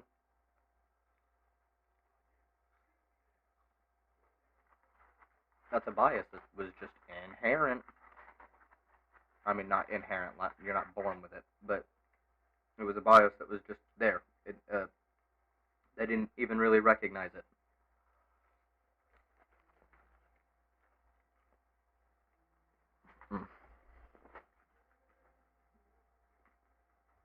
Sitting a bit uncomfortably.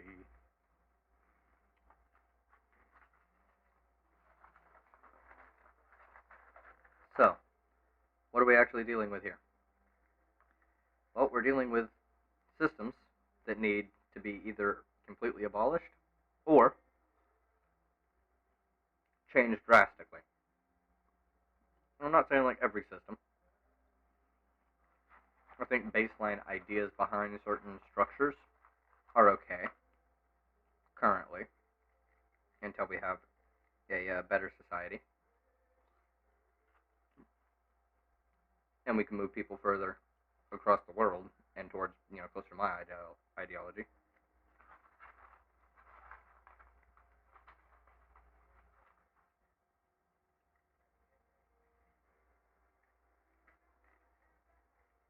Oh yeah, look at all that.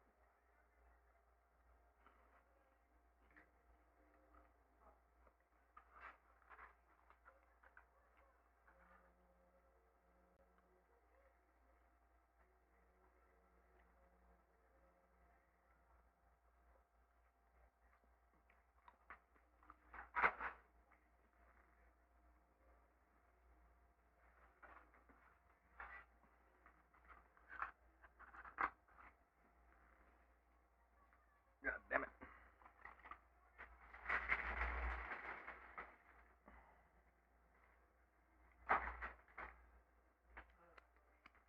Get to the real meat and potatoes of this.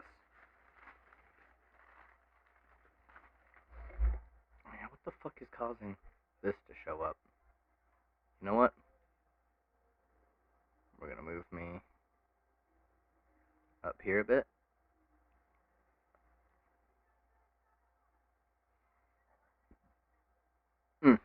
Ooh, even better. There's nothing over here. Fuck it.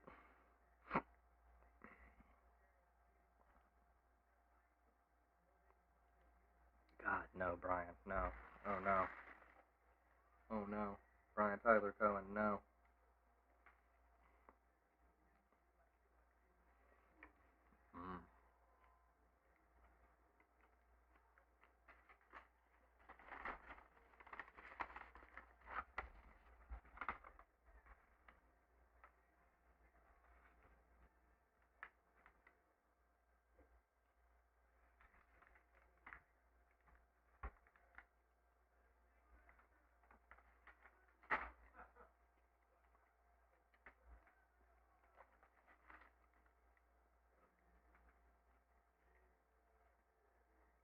Oklahoma seal of approval right here.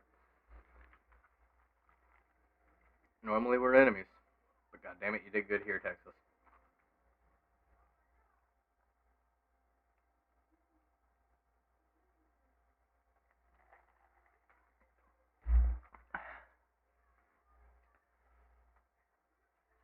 So, as I was saying, fuck you piece of shit burger. It's trying to fall apart on me.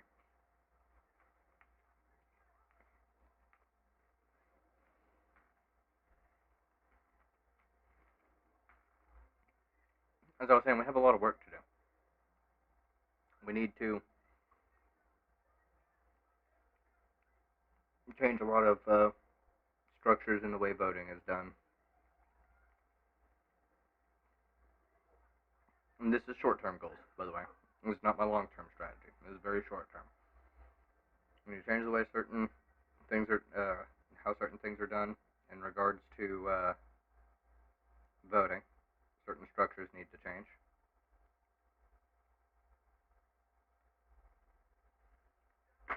We need strong-ass unions to protect workers. We need reparations to black people.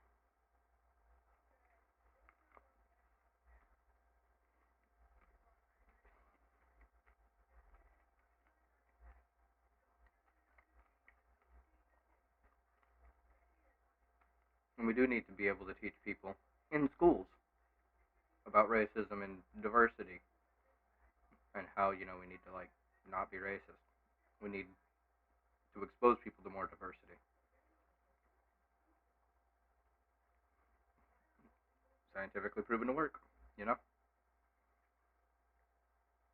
we also do need to at least listen to black people. Now, people say, listen to black people, listen to people of color, etc. And I agree, listen to them. That doesn't mean that every single thing they say is correct, okay? Because you'll find different perspectives on, even within the black community. You'll find that not all of them will agree on the same thing. They're not a monolith.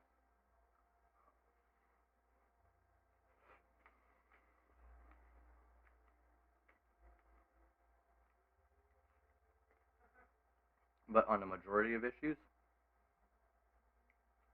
when it comes to how best to help them with all the problems that they face in America, yeah, you should just listen. Listen and think about how best to do that without harming anything.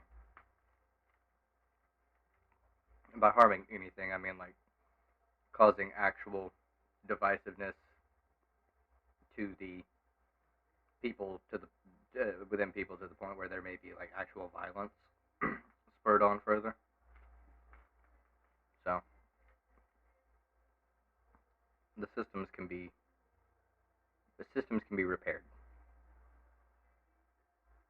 Loss of life cannot. Now let's watch Karen's getting absolutely smacked down. All right.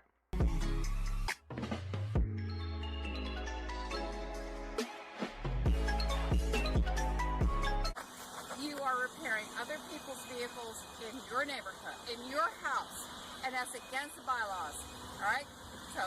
This is my vehicle right here, and this vehicle behind me is mine, and that one is mine, and that one is also. Under your name? Yes, they are. If I were to run a vehicle check on that? You can do whatever it is you want to do, lady. Okay? But do me a favor, mind your own business and stay on your side of the street. Seriously. You're bringing down the property values of everybody around here. Is it really me, or yes, is it you? You are. You can do anything you want. Mm-hmm. I'm trying to. You look like a crazy. No. For one, fuck your property values. I don't give a fuck about your property values. Fuck it. Lower the property values. Please do. And then we can institute some rent control and build more housing. Crazy person right now. I want you to know. You look like a crazy person. Okay. All right. Stop it. All right. Keep it up. Keep it up. It's called harassment.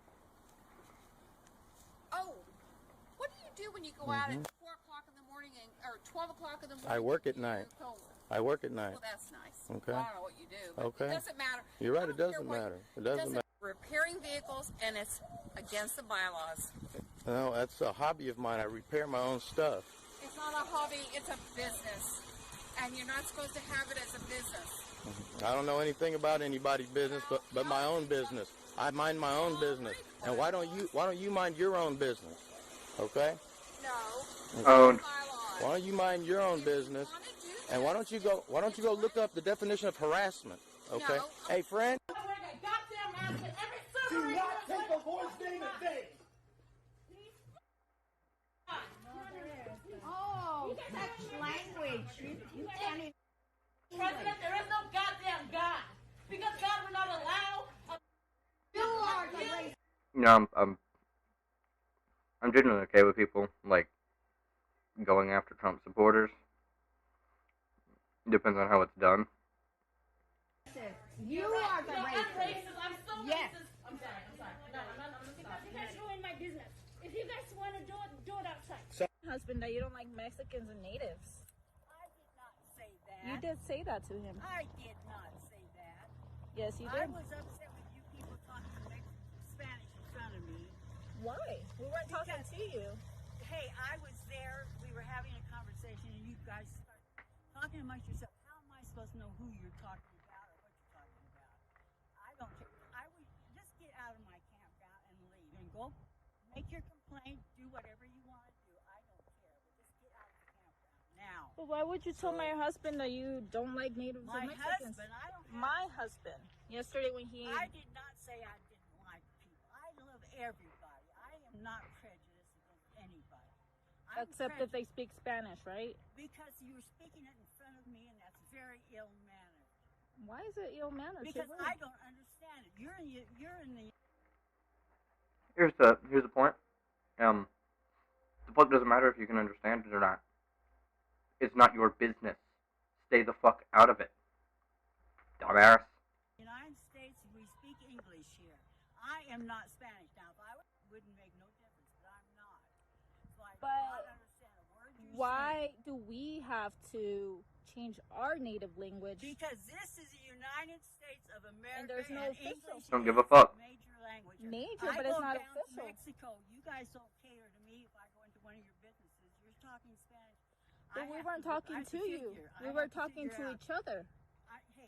I was standing there with a conversation with you people. And we would respond to you in English. When we were addressing you, why would we... Yeah, but you're gibbering between the monks. And that's between fine. yourselves. Why can we not? Would you please just leave my campground now? No. Why are you Leave. yelling? You're photographing me? Go ahead. You just love this. See, you people are just all like, you. As long as you can take a picture of somebody doing something bad so you can sue them, make all kinds of money, cheap money. Who's you people? I'm talking about you. That's what work everywhere. I work for the military scientists. It's all fake. And they're spraying the mask with a poison. They're making you sick. See, told y'all. Jewish Holocaust survivors graduating. They're repeating the same thing in America. Quarantines for concentration. Wake up, America. Wake up to take away your children. It's a... FBI are the Nazis. Look it up on the internet. Look it up on the internet. No, I'm not going to Stormfront. Okay. Understand? Your driver. Do you understand? She talked to your driver. No, the question is, do you understand? All I wanted was the Comcast number because they put trash on my property. That's all I wanted. I wasn't blaming you. I wasn't blaming your wife. I wasn't blaming any here. What are you talking about? You do not live here. No, You live I there, across honey. the street. If You live look, over there. I live about 200 You've been feet told away not to from you. leave. You want me to call the police and show them the Go safe? for it. You've been told not to come back. I am standing on public property, so if you want to call the police, go for it. Great. I'm going to right now because right now you're harassing me and I don't want you back at my house. You understand that? That's fine. Do you know what? understand? No. We can have this do you conversation in front understand? of the whole neighborhood. That Do is you, fine. do you Do understand not yell that I do not at want you here? my neighbor. I will do whatever I want, honey. This way, you're She is talking not at me. going to tell me Do what not to talk to do me. She at is my not. house. She politely Understand? asked your driver. Do She you didn't even talk understand? to you. She talked to your driver. No, Not the even question is, do you Look, understand? all I wanted was the Comcast number because they put trash on my property. That's all I wanted. I wasn't blaming you. All I wanted. So And you- your wife can corroborate this told information. me. know No, what? you told You're me works for Comcast and you demanded the name of the driver. You demanded the name of the driver.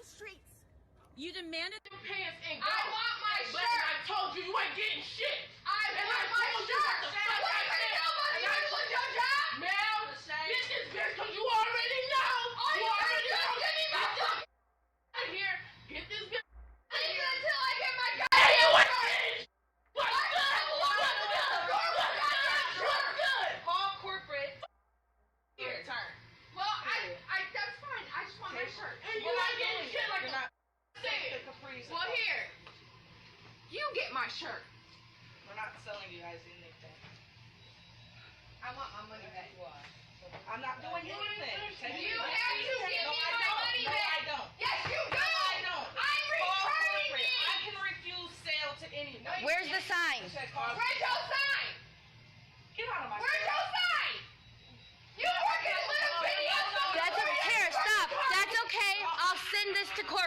I've been. Guys. Okay, step away from my vehicle so I can get inside. No, shut the hell up and get inside. Now you're looking at No, disorderly conduct. shut up and get inside. This is disorderly conduct. No, it's not disorderly sir. conduct. It It's already been tried in the Supreme Court. You want to play this game? I'll make some good money off you. Now shut up and get in your car. Get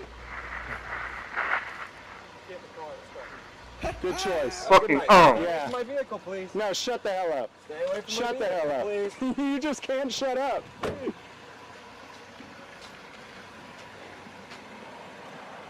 Hey, is this disorderly? Fuck you. Cop. Look at this lady. She's this close to us. Yeah, baby. She started this back there. You can use my fucking. And have her mask on her. And you can. Like she could have backed up way over there. She doesn't have her mask on right. Like that's cool. I mean, you wanted to talk How shit. come you don't want to get big mouth now? Please go ahead and say what you were just saying. I'd like to hear it one more time. I don't even know what you're talking about. Of course not. Oh my goodness Christ. Yep, that's the obvious one right there. I don't know what you're talking about. I was just talking a whole bunch of shit, probably being a horrible racist. But you pulled out your phone and now I'm on camera, so I don't know what you were saying. I don't know what I was saying. I have no idea. She don't know what I'm Of course talking you about. don't remember what you said, because you would rather badmouth us off a camera. Are you talking to her? That's what ignorance looks like, children. Let's go. That's what you No, don't this want is to what be. it looks like. Look No, at- I'm look sorry, at- these are my children, not yours. Yeah, you guys are. It's called respect. This damn. Your business? Do you work here? Because you're a Karen. You're a Karen. You're one of those. Oh, there's no respect for people, so you decide to just bother someone during their day and say, hey, don't park there. But you don't work here. You don't know if I'm getting food. This is where you get delivery. But guess what? They haven't come out. So my wife was walking in to find out what was going on. How do you know when we called? I could have called when I was pulling in. Oh, okay. I appreciate it, Karen. I appreciate your advice. Oh, okay. Thank you, Karen. I'm sorry. What'd you call me? An asshole? Did you just call me an asshole? Oh, I'm sorry. I got this on film. So, That's great. you'll be viral on TikTok, just let you know. Great. All right. Thanks, Karen. Have a great day. She's gonna do exactly like I do. That last one was kind of weak. Wait, did you just call me? Did you just call me an asshole? Yeah? I call people asshole fairly frequently. Come on. Robin, you need to be more trusting. No. But it's me. I would never do anything to make you uncomfortable. I know. I just want you to. Well, You're supposed to be with the customer. oh, not in this room. I'm the boss here, Robin. I'm not paying her. I'm paying you. Nope, but I pay her, so she does what I say. And Oh, come on, Sharon. You'll be Want me to fine. leave? You want to leave? I will if you don't do my hair. You have your collar on. You want to talk to me like that? Yeah. Robin! Sharon. Robin, she's my assistant. She I does love hair. I want you to do my hair. I'm not Robin. going to tell you again. Robin, don't talk to me that way. I can't. You can go. No, you're not going to talk to me that way. Oh my God. Robin, you Don't don't. be like that. Robin, you're not going to talk to me disrespectfully. And Well, then then you don't either. I'm paying to have you do my hair. And I want you to do it. right, in this relax, take it I back. will. Take it back. My hair. Robin, you can't talk to people like that and think that people are just going to, like, do whatever you say. I came to get my hair. I know, and I'm running a full-blown business, and I'm training her. God, the fucking audio in this one's bad. And wait, really, honestly, Robin, if you don't want to hear me out and, like, get to the resolution of this, you can leave with half your color on. Are you gonna fucking hit me? Robin, get the fuck. Robin, get out, and do not cause a scene in my business. You just almost went to hit me, and you know what? It's on camera. Robin, you didn't? Oh, get out. Here, let me get this Oh my one. God. Here, Robin, that was fucking using any waste product.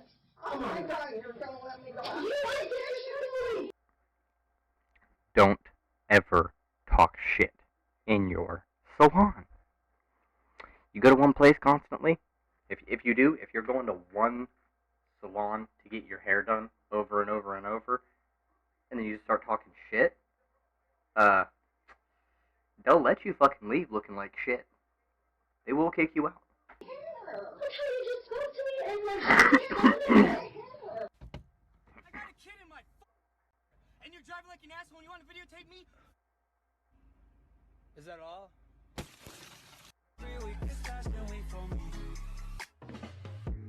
Wow.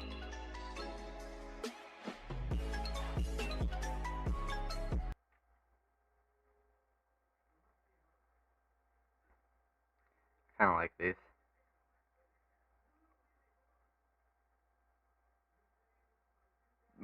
What?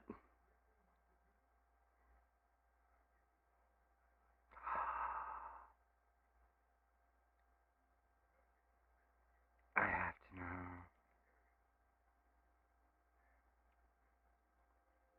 That was a month ago, but this is the worst of the Karens.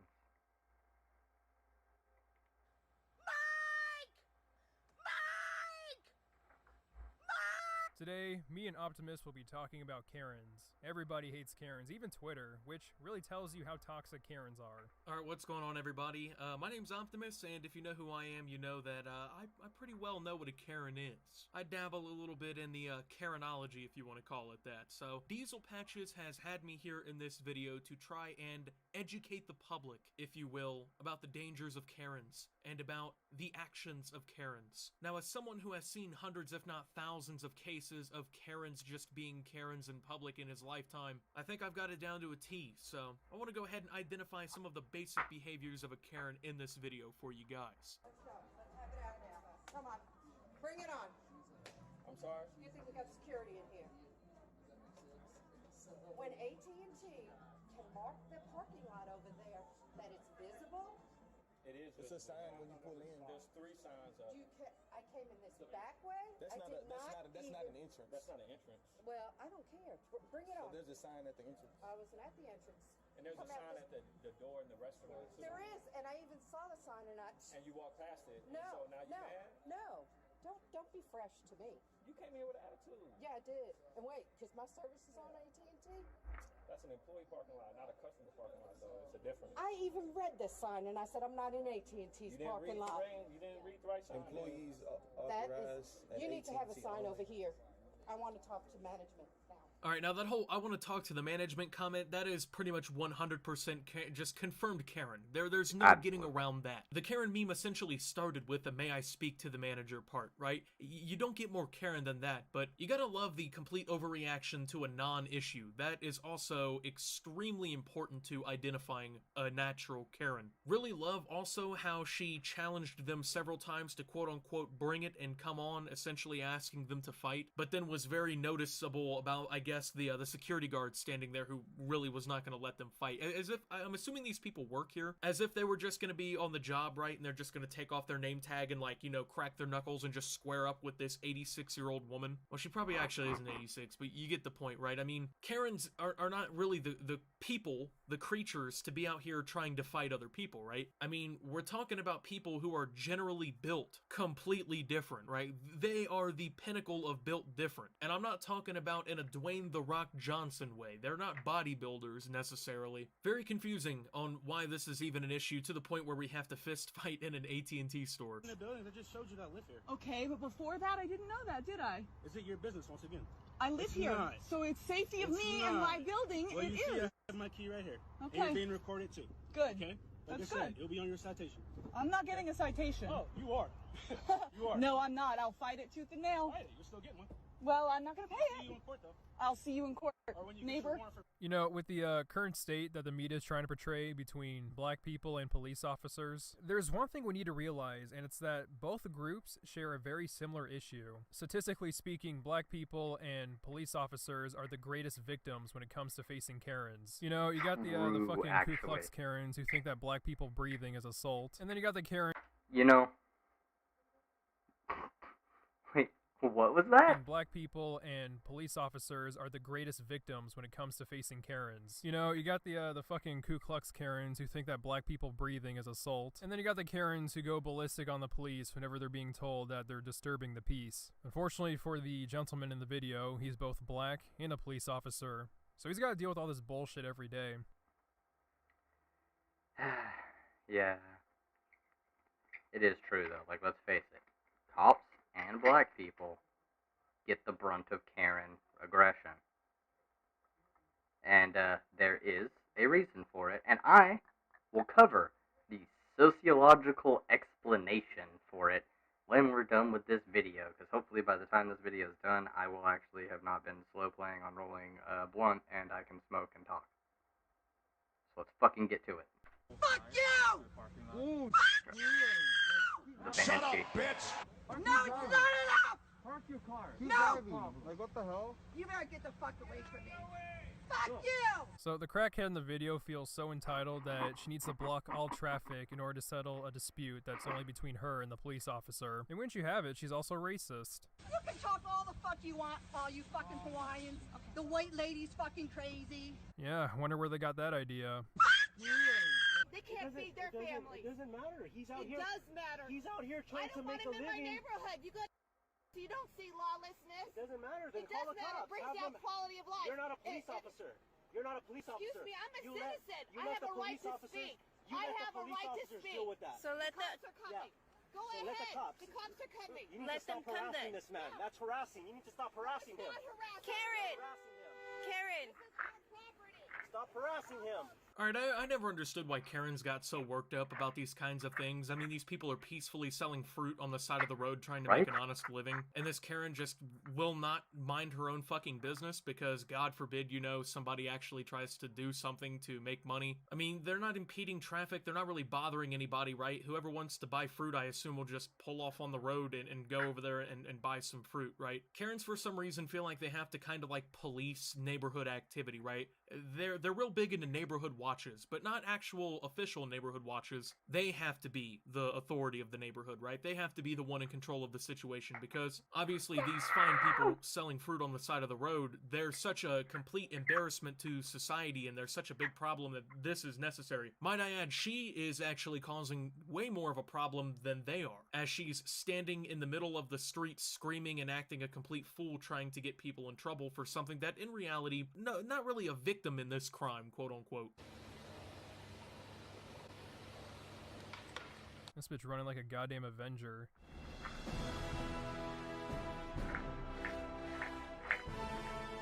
I don't want to be mean. Okay, yes I do. But it seems to me that the only time Karens exercise is when they're making a citizen's arrest. I mean, what, is he riding his skateboard in a no skating zone? Who gives a shit? I don't think police officers even care when skateboarders ride around in places they're not supposed to skateboard. And if they do, I know for a fact they don't run like Captain America to stop them. I mean, this bitch could probably beat Jesse Owens in the Olympics if she saw some dude sagging his pants.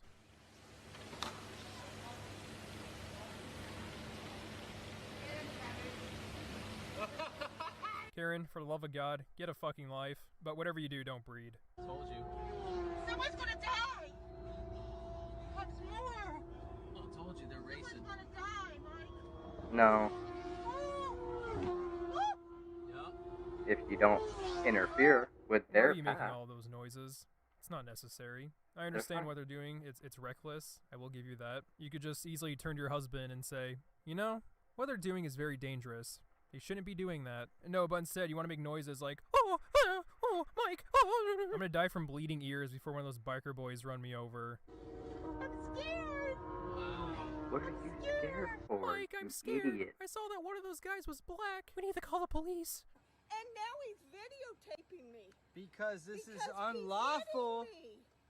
Ma'am, he's running me over! No, I'm not. Ma'am, hurry, please, hurry! Yeah, I know for a fact he's not running her over. I mean, why would he? Her beluga ass would just leave a giant dent. He doesn't gain anything from that. I'm sorry, that's fucked up. That is For all of you kinda Mikes funny. out there dating Karens, I promise you'd be happier by yourself. Yeah, you'll experience loneliness and possibly depression, but I promise you'd still feel infinitely better. What do you mean? They feel depression. They have to deal with shit like this all the time. They hate themselves and their life and her. I don't know which Karen's more annoying. It's either this one or the last Karen we just saw. A real tough call. Told you. Someone's gonna die! Someone's gonna die, Mike! I'm scared! I'm scared! Mike!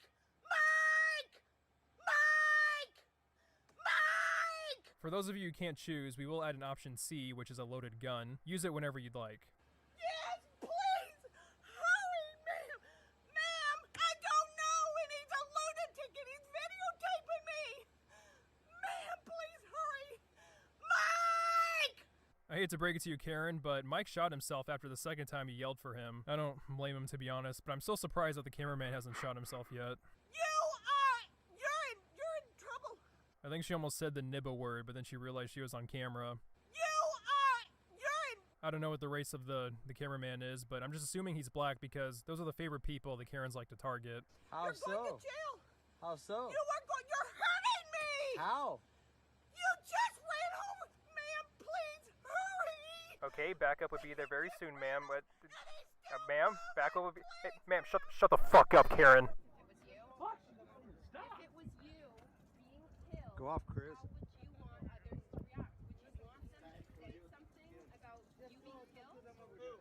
How about I came to where something you were enjoying and I harassed you? If I was acting violently against another This isn't violently. It's a recreational sport. Are you that dumb-witted to fucking know? Killing somebody else is not a sport. How do you even know that we're killing?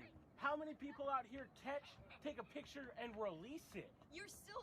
Okay, that's even worse. You're putting a... It's no different than using Tinder. You catch somebody and you... How would you feel about this? Being dragged into the water with a hook through your lip. I dragged them out of the water, not into the water. Their lungs collapse when they leave water. When you throw them back in, they die. They don't die. They're not flying fish. They're not meant to jump out of the water with Do hooks you know in their anything mouths. about They come marine up here for biology? vacation. Do you know? Yes, I do. Oh, so it's good and natural for them to be hurt. How many fish die like from that. being released? Whether or not they Tell me, die when they're shut the fuck up. How many? Okay. No, you see, you're already encroaching on everyone having a great night for Father's Day. Encroaching on somebody else's life. I'm encroaching on public fucking domain. The entire earth is public, okay? No, it's not. Oh, you're one of them. One of them. You're one of them. The whole earth is public domain. Yeah, actually. The earth is not public domain. Yeah, I'm not gonna lie, I know the guy is being just a tad bit belligerent, but I kinda love his attitude in this one, you know? Very in control of the situation, honestly. Now, I mean, the woman is just talking a bunch of nonsense. She's mad that people are fishing, right? It's something that has happened since the dawn of man, essentially, or I guess at least since men and women figured out that they can tie a string to a piece of stick and put a worm on it and fish will come to it, I guess. I don't know. This one, though, is a little younger than I would have thought, right? You know, she's probably late teens, early 20s, maybe something like that, right? Usually we don't see Karens at that age, right? Usually they're much older, have already bore. Yep, okay. I don't know if that's the worst of Karens.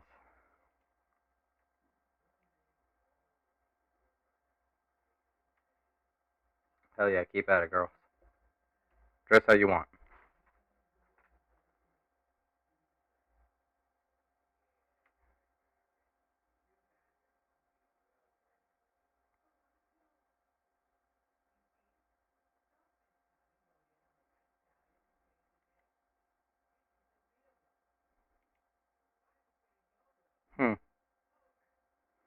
Racist woman gets slapped. How long is it? I love seeing it. This is examples of things I find perfectly fucking acceptable. Don't be a racist. Dummies. Hey, I'm back.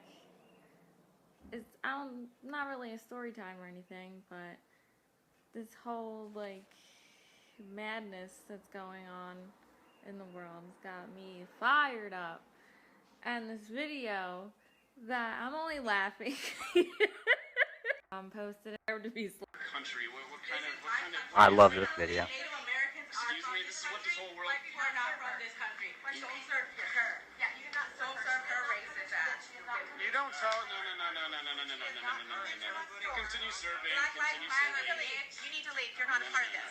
You need to leave. You're not a part of this. No, you do not come in here and use the F word and swear and call me a bitch.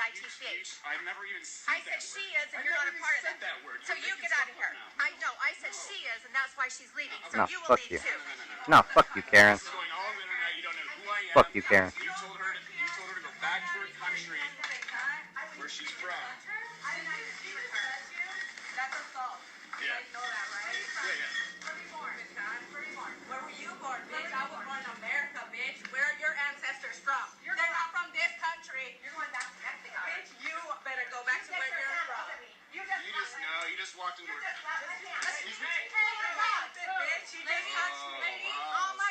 Yep. She deserved it. Oh my god. Oh my god.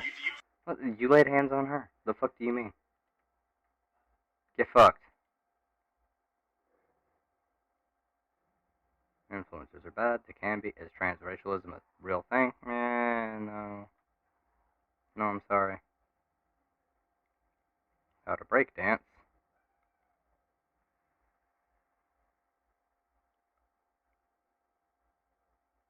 Wow. Okay, that's fucked.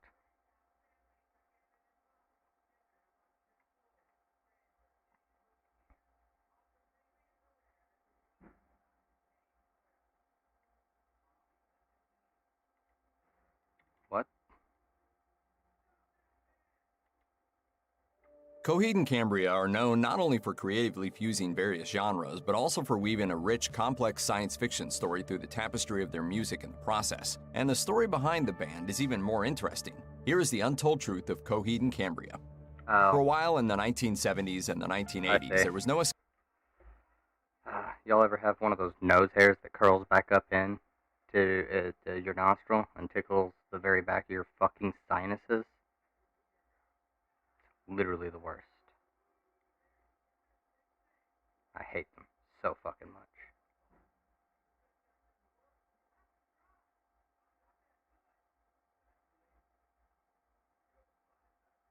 Hey, don't go after people for weird hentai tastes, okay? Wait, Sean Hannity with 2024 decision? God damn it.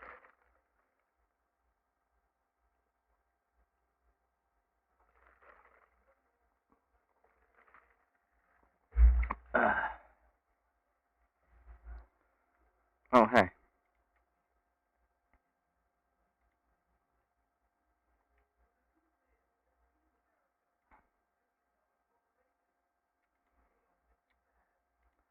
Cosby got let out. Alright. Now. Wait, streamer gets banned for farting? God damn it. Oh yeah, the farting ones. No, he doesn't. What? I've watched this whole series.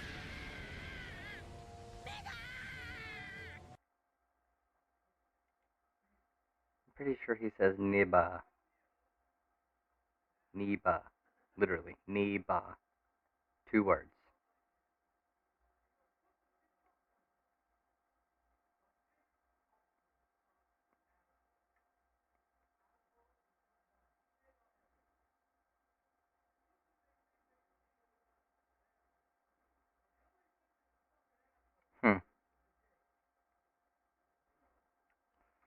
Racist rant.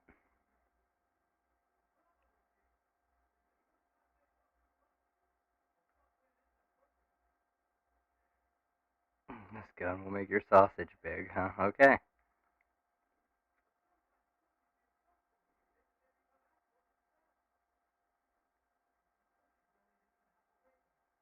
They don't want to be assaulted, probably.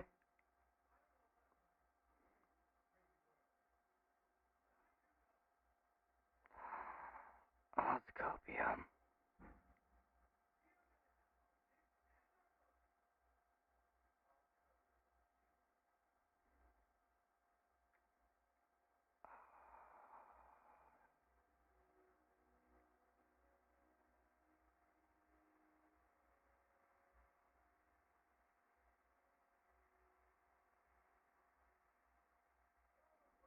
Don't take PTO. No, take your fucking PTO. Alright? Take your PTO.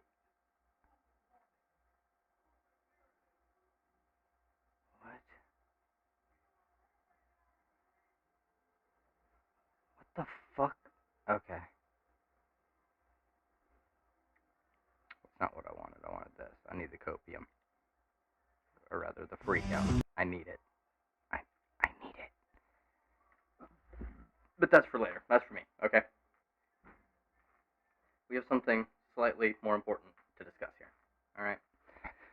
So we've touched on different aspects of racism in America. I mean, fuck, we didn't even fully get rid of slavery. If you look at, like, the 13th Amendment, I'm pretty sure it is.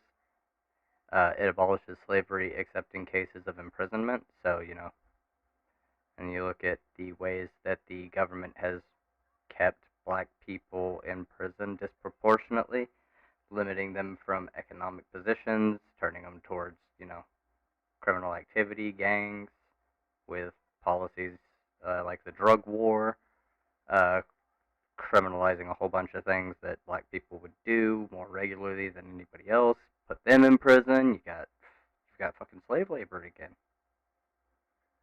So keep in mind, the very fabric of our justice system is racist. It just is.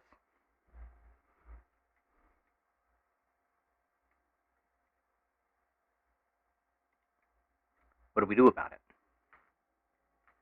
I can't just teach you about stuff. I can't just tell you about issues around. I at least have to try and offer some sort of solution, right? And I think that solution would be, well, listen to black people, abolish the private prison system, fully outlaw slavery, even in cases of imprisonment, reparations,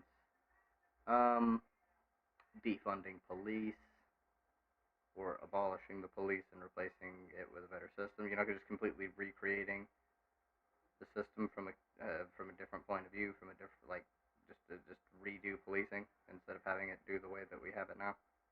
Shit like that. And in a modern, current, short-term sense, I think that could go a long way.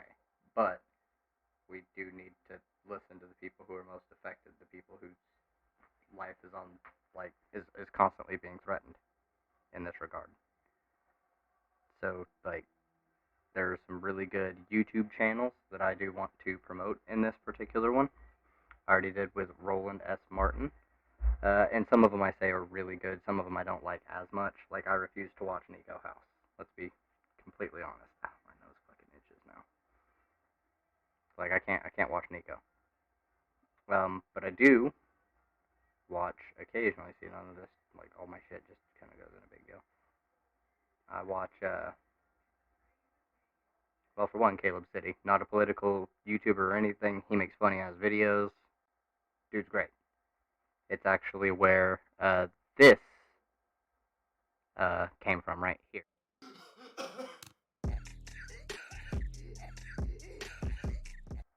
Yeah, that's his work. Then we've got Socialist MMA. I actually do watch some of the progressive martial artists on here. D'Angelo Wallace. Afro-Marxist. Trihex.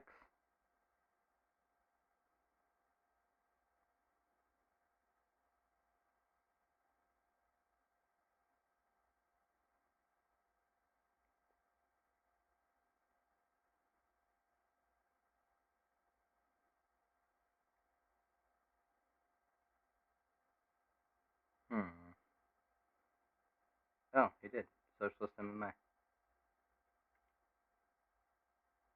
Progressive martial artist. I watch some of his stuff. I don't always agree with him. But, listen to the perspective. At the very least, you need to listen to the perspective. Wait, what?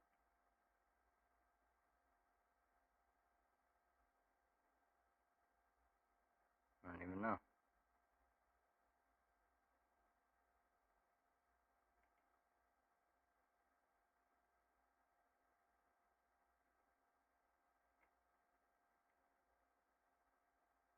Interesting.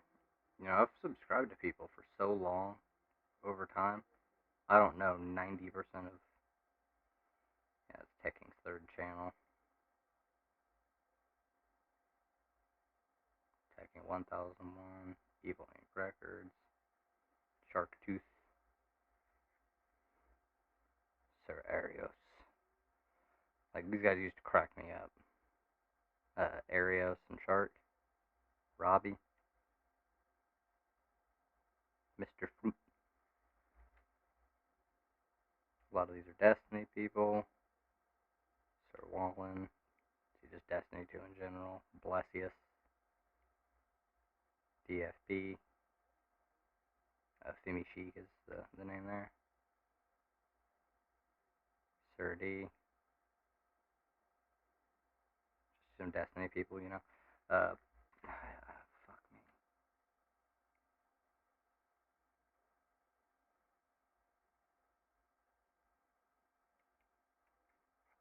I followed so many people, and some of them have just like remade channels, or I fall asleep. I have actually fallen asleep to a Vosh video, woken up, and then been unsubscribed from Vosh when I woke up.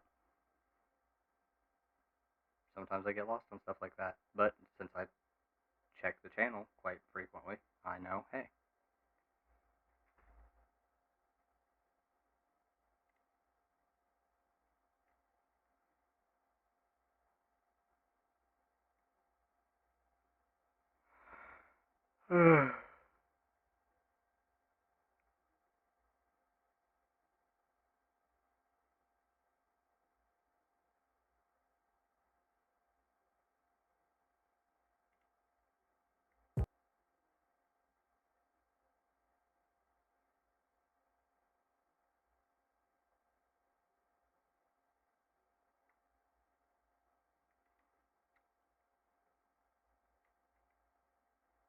I bet this is some kind of incel shit.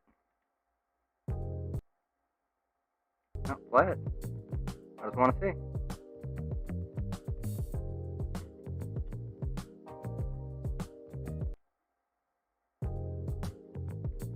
Oh, he says do not use his content without express written consent. Alright. I'm pretty sure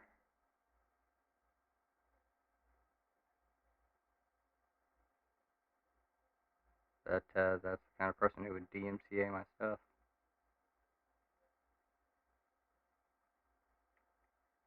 This is Kevin Samuels. This is Kev on stage. Let me guess, same thing. Don't use my videos without.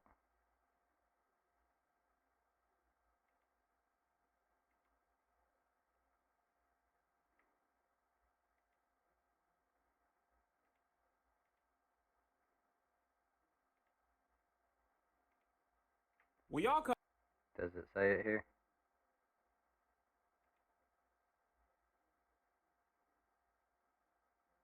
Nope, doesn't say it. Okay, so. Come look at what's been posted on Al Gore's internet. On the right is the treble, boom. Y'all boom like this speaker. Make the two-touch boom like this speaker, boom. Y'all boom like this speaker. Hold on. You ready? Hey, when you lonely, girl, give me a call. Go down, girl, boom like a ball. Summer with the spring or fall. Bend your back, make sure you don't fall. Hey, win, girl, and boom. Sticky, girl, boom. And nobody here is impressed. Nobody. Every girl just boom. Boom like this speaker. Make the two-touch boom like this. No. Yeah, I don't need the rest of his commentary, but no. Yeah, no. It was awful. Literally anybody who sees that can tell. So,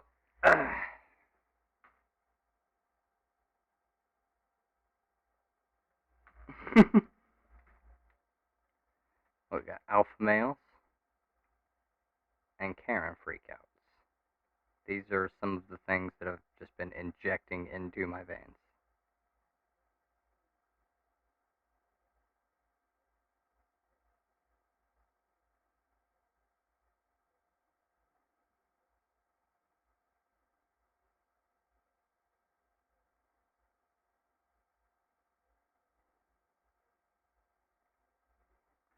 Oh my god.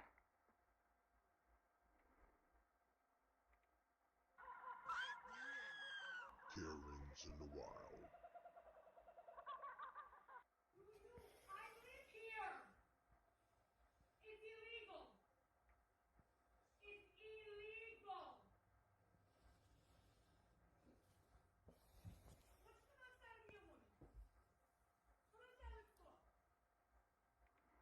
Honestly does look kind of like somebody I used to go to church with back when I went to church.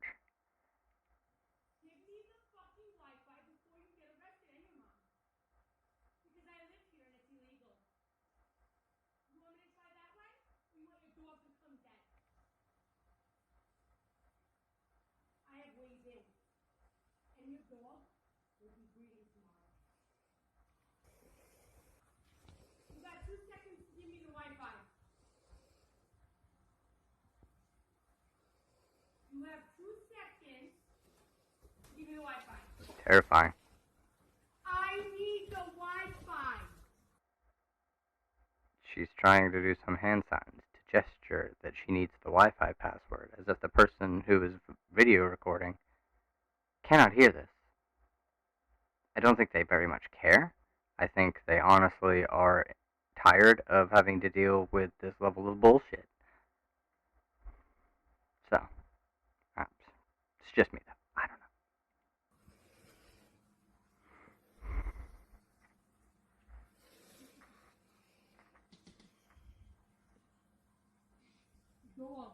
Doggy, dead.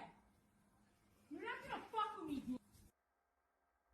Because when you're outside by yourself one day, you're gonna be fucked.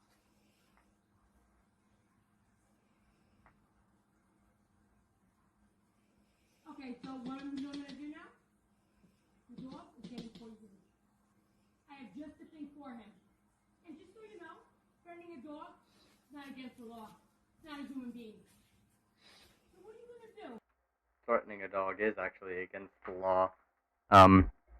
It's called animal abuse. You stupid, low-grade piece of shit. Find a new one? You gonna find a new doggy? You're not gonna fuck with my life, little bitch. You killed yourself for a nose job. You took too many pills to get your fucking nose done, and it still looks like shit. Your mom, she lost a case in eviction in court. So guess what, bitch? You're gonna be dealing with me for a very long time. So I suggest giving me the Wi-Fi, or you don't have Wi-Fi. I have ways around that. Would you like me to do that? Would you like me to do that? Yes or no? You want your dog dead? You want your dog dead? I want. And this level of harassment, she's been going for more than 2 minutes at this point. On and on and on, threatening and shit like that. That's when you should be able to just go and grab a Glock and walk out and just be like, okay, you want to keep fucking threatening me? We can do this, or you can get the fuck off my property and wait for the police. I want you to go away. I don't have to. And I would never kill a dog. I just kill people that work. Try and backtrack now. She's been mulling that one over. She was so fucking enraged and stupid that she'd be like, I'll kill your fucking dog. I'm gonna kill your fucking dog. I got just the thing for it. Wait, did I really just say that? To somebody who's recording? Fuck. And I even said it's not illegal to threaten or to kill a dog or to hurt a dog because it's not a human. Fuck. Did I really just say those things? Maybe I should backtrack and try and play it off as a joke. I wouldn't kill your dog. I could never kill a dog. Yeah, okay. I love that. You seem like the kind of sick fuck who you could torture animals as you were growing up. Like, look at you. Listen to yourself. I also laugh at the attempts at making fun of this person's appearance who we can't see, when that is not the road that I would choose to go down, personally. In that case, you know, just saying. Keep thinking about it. I at least have long, luxurious hair.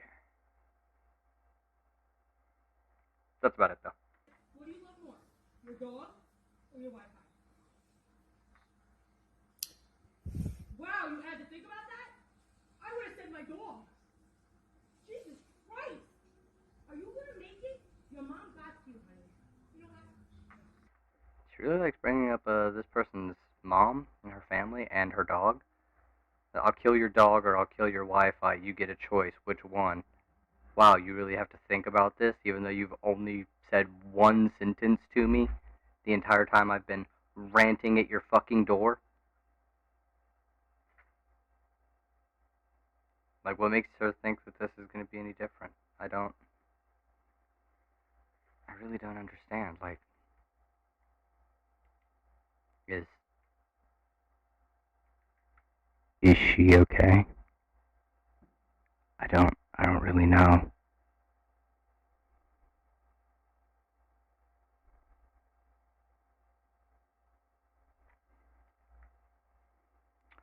One can only hope. I apologize. It's not your fault your mom's a bitch and important. Not your fault. My mom was the same way to me. Hence why I'm a cunt now. But I'm not gonna let a nice Hey, some self-awareness. Oh God. Well, if you're that self-aware, if you're self-aware of it and you're still pushing and you're just trying to use your trauma as an excuse, you're a seriously shit person and you need to go to therapy. Like, if you're using trauma as an excuse to be a shit human, just go the fuck to therapy. Seriously.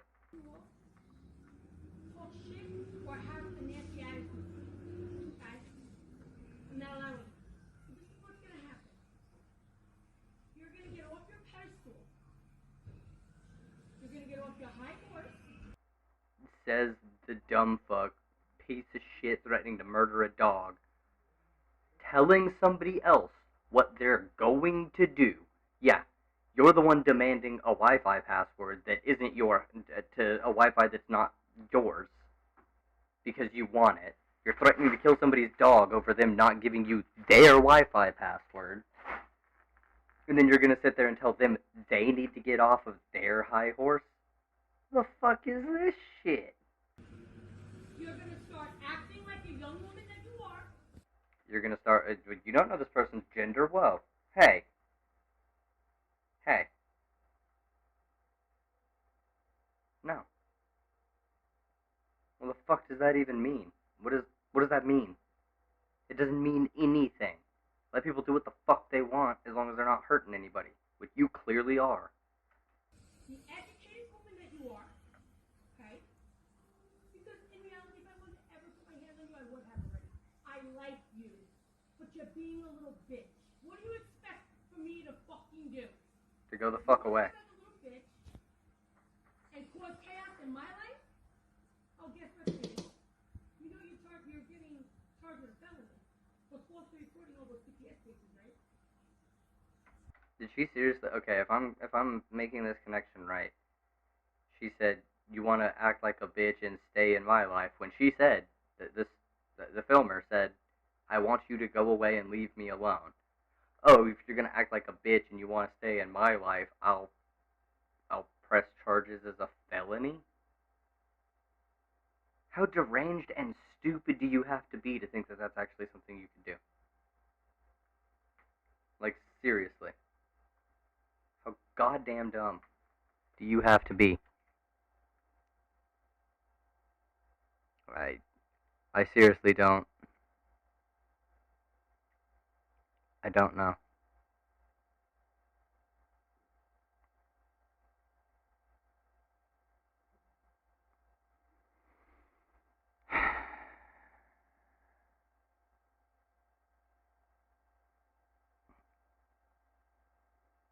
I have no idea. I don't know. I don't know. Let me see.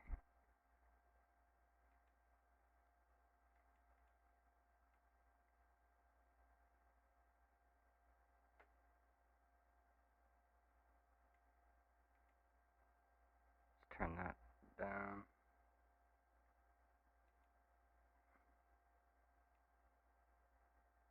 Turn the brightness down some. Boom. Okay. You know that, right? By law in New York State, you should do your research. By law in New York State, if you do 5 false claims, it's an automatic felony, which is up to 3 years in jail. Are you ready for that? I swear my kid should die. 5 false claims? What false claims has she made? Name a singular false claim. Show evidence. So this is your last chance. I live here. Nobody cares. You forgot that I live here? You don't live in... I live downstairs.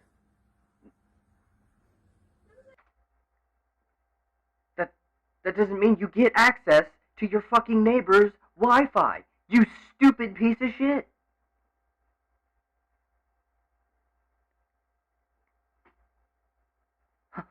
Did you forget? I live here. That means I can come into your fucking unit and eat all of your fucking pancakes. Because I live downstairs. Now give me your Wi-Fi password so I can shoot your fucking dog.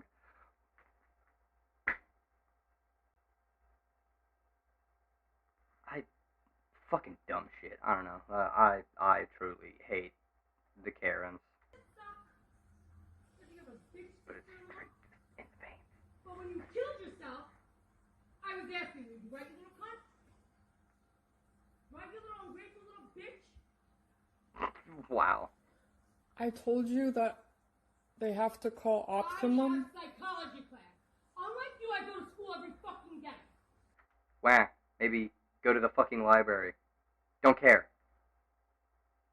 That doesn't give you a right to come and threaten somebody's fucking dog, threaten them, start beating on their door, start screaming at them, start saying you're going to press charges on them because they won't give you the fucking Wi-Fi password. Alright? Maybe get your own fucking Wi-Fi. Alright? Okay? Get your own fucking Wi-Fi if you're that fucking worried about it. If your Wi-Fi's out, maybe come ask if you could borrow somebody's Wi-Fi to do some schoolwork and shit, instead of coming up and demanding it. And when they don't want to answer the fucking door, you start going after their mom, you start threatening them, you start threatening their dog. Or, alternatively, if you can't be a normal person when it comes to this kind of shit, you have to be a total fuckhead, go to the goddamn library and use a computer there. Done. If nobody else will fucking help you and the library won't let you use the computer there, well, guess what? Maybe you shouldn't be such an unlikable piece of shit. Okay. You get involved with my schooling, and then I'm gonna treat you like a woman. Because right now you're still a little girl. You are slightly innocent, but you got too much of a fucking attitude.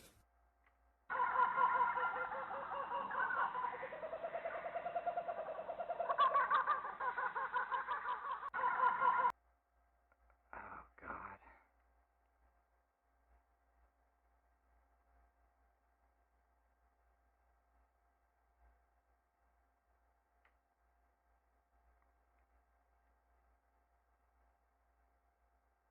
That's not a normal manga about that.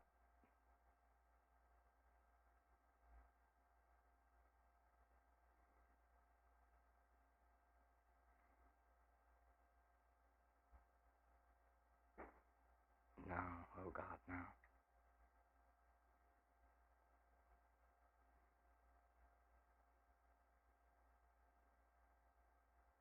American tries to rap battle against Stormzy? Yeah, okay.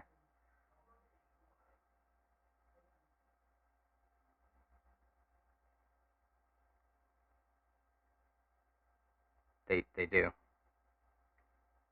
They do.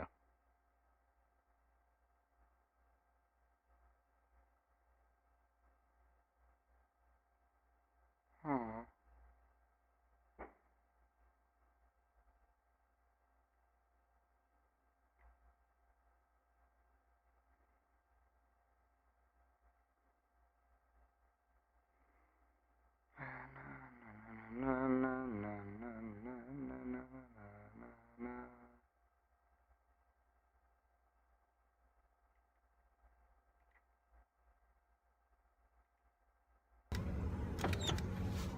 Check this one out, and then I'm gonna go and take a smoke break. You understand me? God damn it. Good. Got an expired tab on your plate there? I do? Yeah, just white. You got yellow tabs on there or no? I mean, you got, It didn't look. I'll go look. It didn't look. Maybe it's snowy outside and shit's stuck. I don't know. Maybe. Just fucking maybe. I guess it says May 2017. I apologize. It looked white to me. It's okay. You got your license on you? Is there a reason why I'm being pulled over? Well, I pulled you over for the plate. But there's nothing wrong, right? There's not, no. Okay, so... Now that I pulled you over, do you have your license on you? No, fuck you. Go away.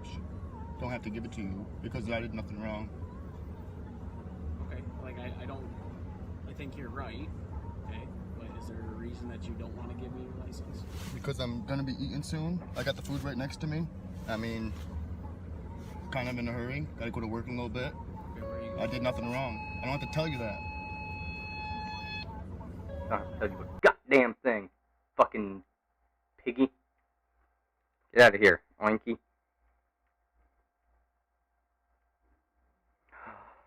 Oh, and this woman's she's in the thumbnail for this one.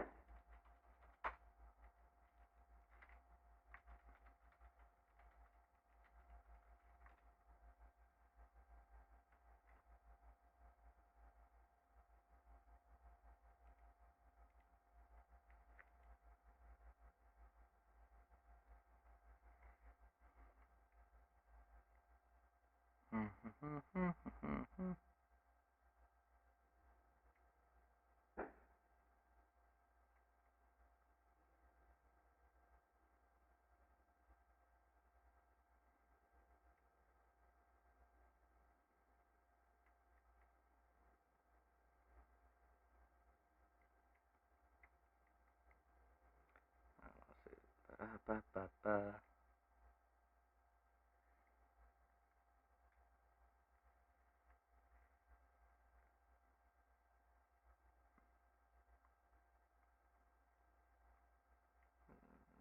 News, freelancer, first button news, and his work on relations, first work on OAN. Received approximately $40 of the articles, and her ruling inserted her own colorful commentary into and throughout the segment, laughing and expressing her dismay. Calling it a sparkly story and one we must take in stride. For her to exaggerate the facts and call OAN Russian propaganda was consistent with her tone up to that point, and the court finds a reasonable viewer would not take the statement as factual given this context. The context of Maddow's statement shows reasonably. Okay, so the lawsuit also claimed Maddow's remarks were retaliation against one America's president because its president, Charles Herring, called out parent company Comcast for their anti-competitive censorship and refusing to carry the conservative channel. Yeah, fuck them. The lawsuit by more than 10. Okay, Herring said it would appeal.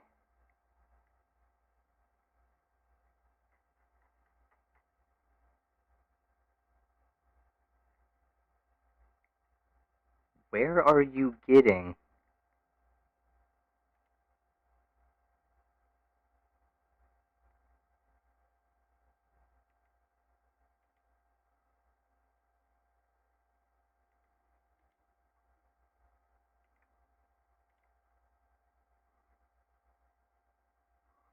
dismissal, OAN, like...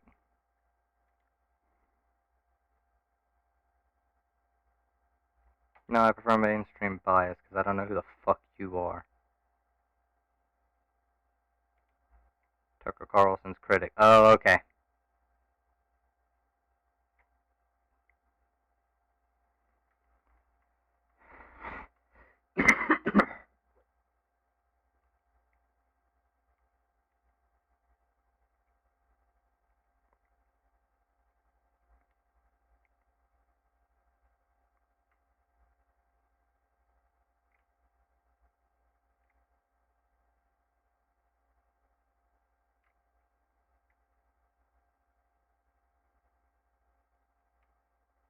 Okay.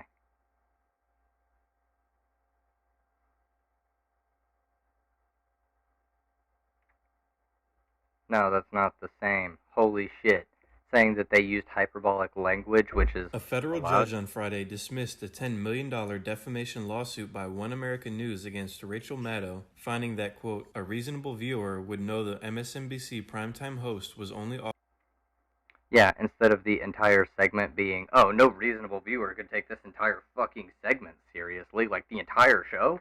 No, you can't take it seriously. No, it's one comment that you shouldn't be able to take seriously. Okay, so we have right here Jimmy fucking Dore talking about Rachel Maddow as if she doesn't actually report news because a lawsuit. This shows how fucking stupid he is. What the fuck, Jimmy? Oh my god. Rachel Maddow is not news, says court ruling, even though that court ruling said you can't take this particular thing as, like, her smearing you, because it couldn't be taken by any reasonable viewer as anything more than her putting in her own colorful commentary. Holy fucking shit. Jimmy Dore is so goddamn stupid. And this is why.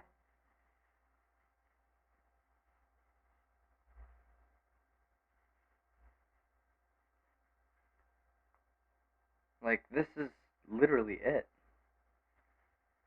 Why? Why, Jimmy? Why are you so fucking dumb? So dumb. That is not what the lawsuit said at all. That's not what, like, I've read 3 different, I closed one of them already, but I've read 3 fucking articles on it already, and all of them say pretty much the exact same thing. And none of them mention that the court says, you know, that Rachel Maddow isn't news. So, if ever you see something like that, especially from someone like Jimmy Dore, you should not watch the Jimmy Dore thing and just go and look up whatever he's talking about. You can just type in it like I just did. You see here, he says Rachel Maddow not news. I type in Rachel Maddow not news. I get different headlines. I check 3 of them. I mean, The Hill, conservative owner. This one right here, Deadline. And then the other one that I saw actually,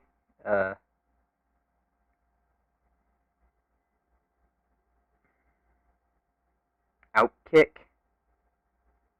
Yeah, definitely conservative.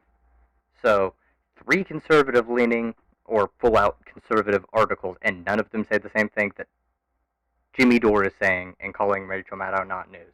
That is A, false. That is a false accounting of what is being said. And B, it shows that Jimmy Dore has a huge bias.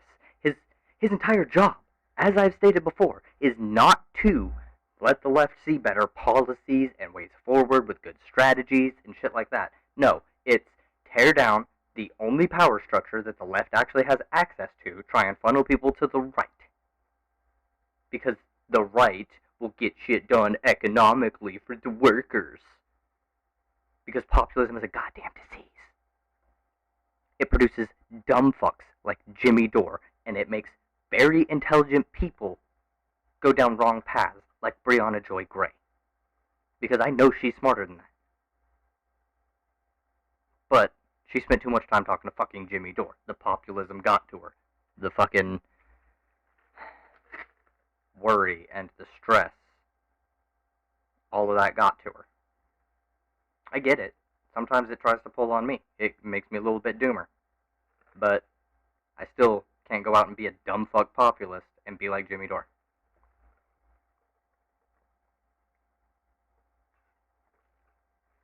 It's not to say you should never appeal to populism, but you shouldn't just be a populist outright.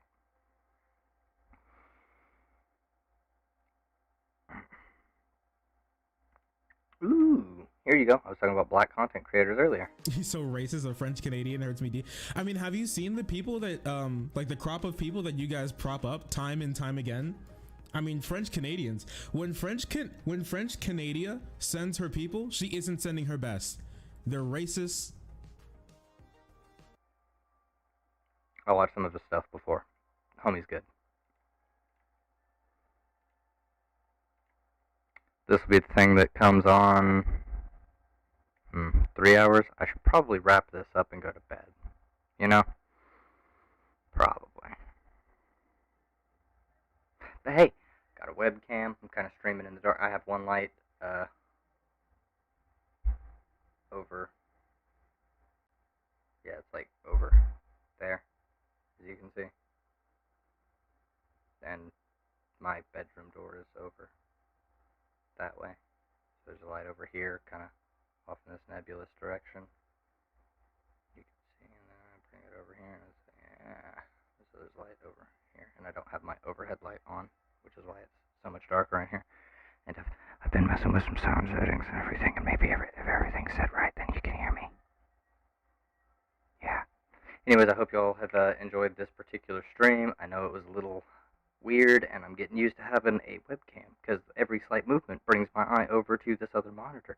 So I'm trying to completely ignore, as a matter of fact, yeah, let me do this. Boom. Now all I've got is my thing here, and sweet.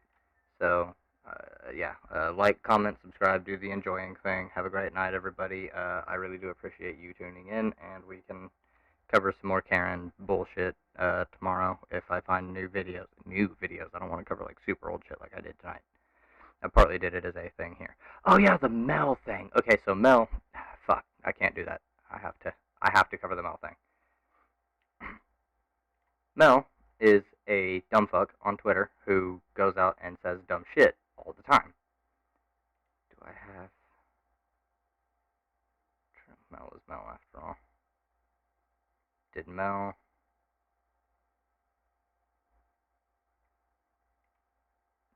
Did Mel delete all the shit?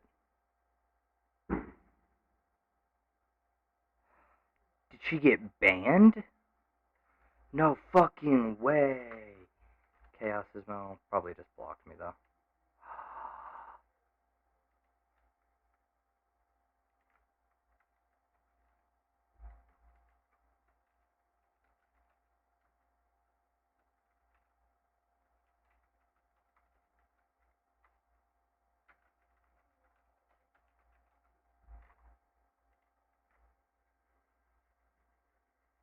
Anyways, Mel said some shit about Stalin and how he was good boy and stuff like that or whatever earlier, and how at least he didn't try and debate fascists. And I'm like, he literally tried to join them, Mel. And obviously, dumb fucks were coming in. No, he did try. Molotov ribbon traffic. This was all a huge mistake and blah blah blah. And I don't want anybody to go and harass anybody over there. But yeah, they're being dumb as fuck, trying to come up with any excuse. Well, of course he had to ally with the Nazis because Britain didn't like Stalin, and they were trying to do appeasement against Germany to stop them from doing things, and so they didn't want to join a pact with the communists since they didn't like them against Hitler because they didn't want to get involved at that point. So Hitler had to, Stalin had to join with him. He had to reach out to Hitler because they just wouldn't stay with him. Every excuse they can come up with. He couldn't. Obviously, he had to do the dekulakization because they would hoard grain. No, he didn't. The Holodomor, it was his fault. He did, yes, it was intentional. There's a lot of evidence that points to it. Gulags didn't. Yes, they did. There's evidence. Now there weren't as many killed as what the Black Book of Communism says, so you can't. I mean, don't freak out too hard. But no, he did. The Gulags existed. Dekulakization existed. Holodomor was a thing that he intentionally did. Like, there's so much shit that happened with Stalin, along with the fact that he didn't, he got to state capitalism, as actual, Marxist economic professors and shit will attest to. He didn't ever reach what communism is. He got to state capitalism and then went, well, I can't tell them that we got a lot more struggle left, so we're just going to say that this was communism. We did it. He failed. Lenin led the revolution, got the government installed the way that he anticipated it, and then Stalin came and fucked everything up and ran out Trotsky, who Lenin called the perfect Bolshevik, straight up ran him out under threat of death and then killed him later. And I've also heard people defend that as Trotsky was a traitor, even though all he did was try and run opposed against Stalin for the chairman position, the general secretary position. And yeah, that's it. He didn't want Stalin in power, and neither did Lenin. And Stalin went, if I run you out of the country because I have my foot in everything and everybody's afraid of me, then I will be able to win this, and then I will kill the people who were involved in running you out of the country, and then I will send different people to go and kill you later, and then I will kill those people, and then I will kill about half the Central Committee. So, no. All bad. Bad things. By the way, yeah, go like the Mel tweet that I did. So, this is a broader point. Mel is just a placeholder for the group of tankies, but this is a very common trend. Once you start disproving their bullshit with, actual sources, they will do two things.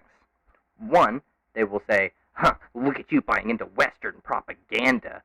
Or, in the same vein under this one, is 1A or 1B, Wikipedia? You know they have a strong anti-communist bias, right? Which they don't, honestly. They really don't. If you go and read anything about it, then it will just do factual reporting from historians, and just don't. Just don't try them. Don't try that shit. Don't try it. So you can point out any of that to them. Or B, one of the other thing they will do is block you. And apparently Mel deleted their Twitter. Or it got removed.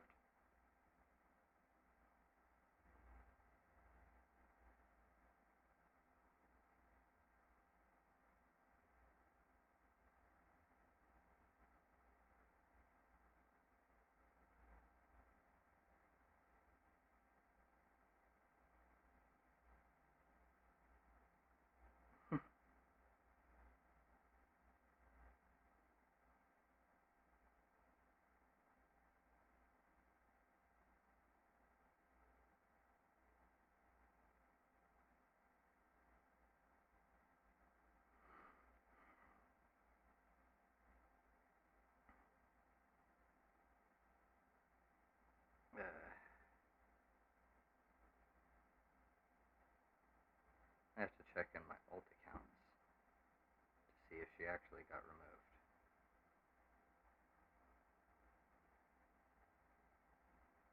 I don't know.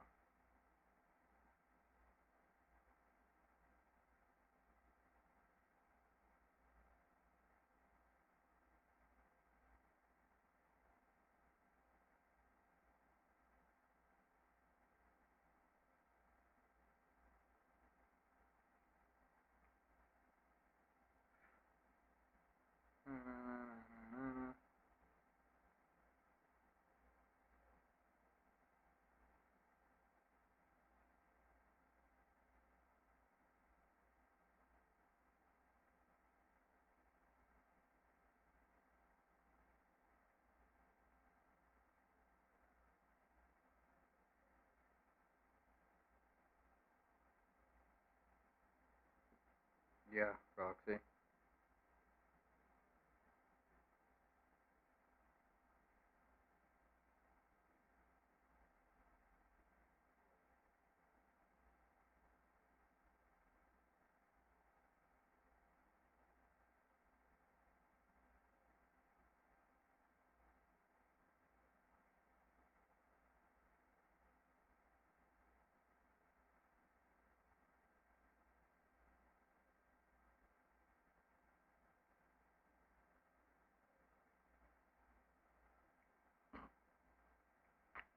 Jesus.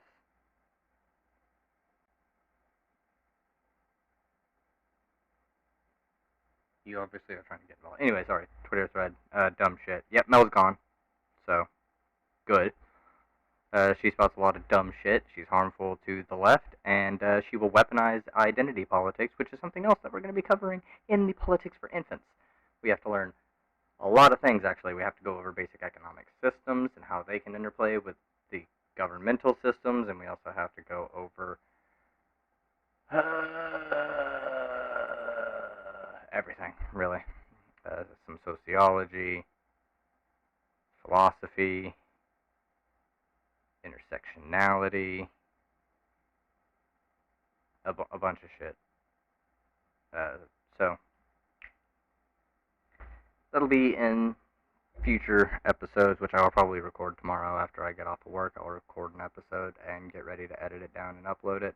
I need to come up with some sort of cool little intro for it that's not what I've been using because, whatever. I need like a animated intro and shit like that.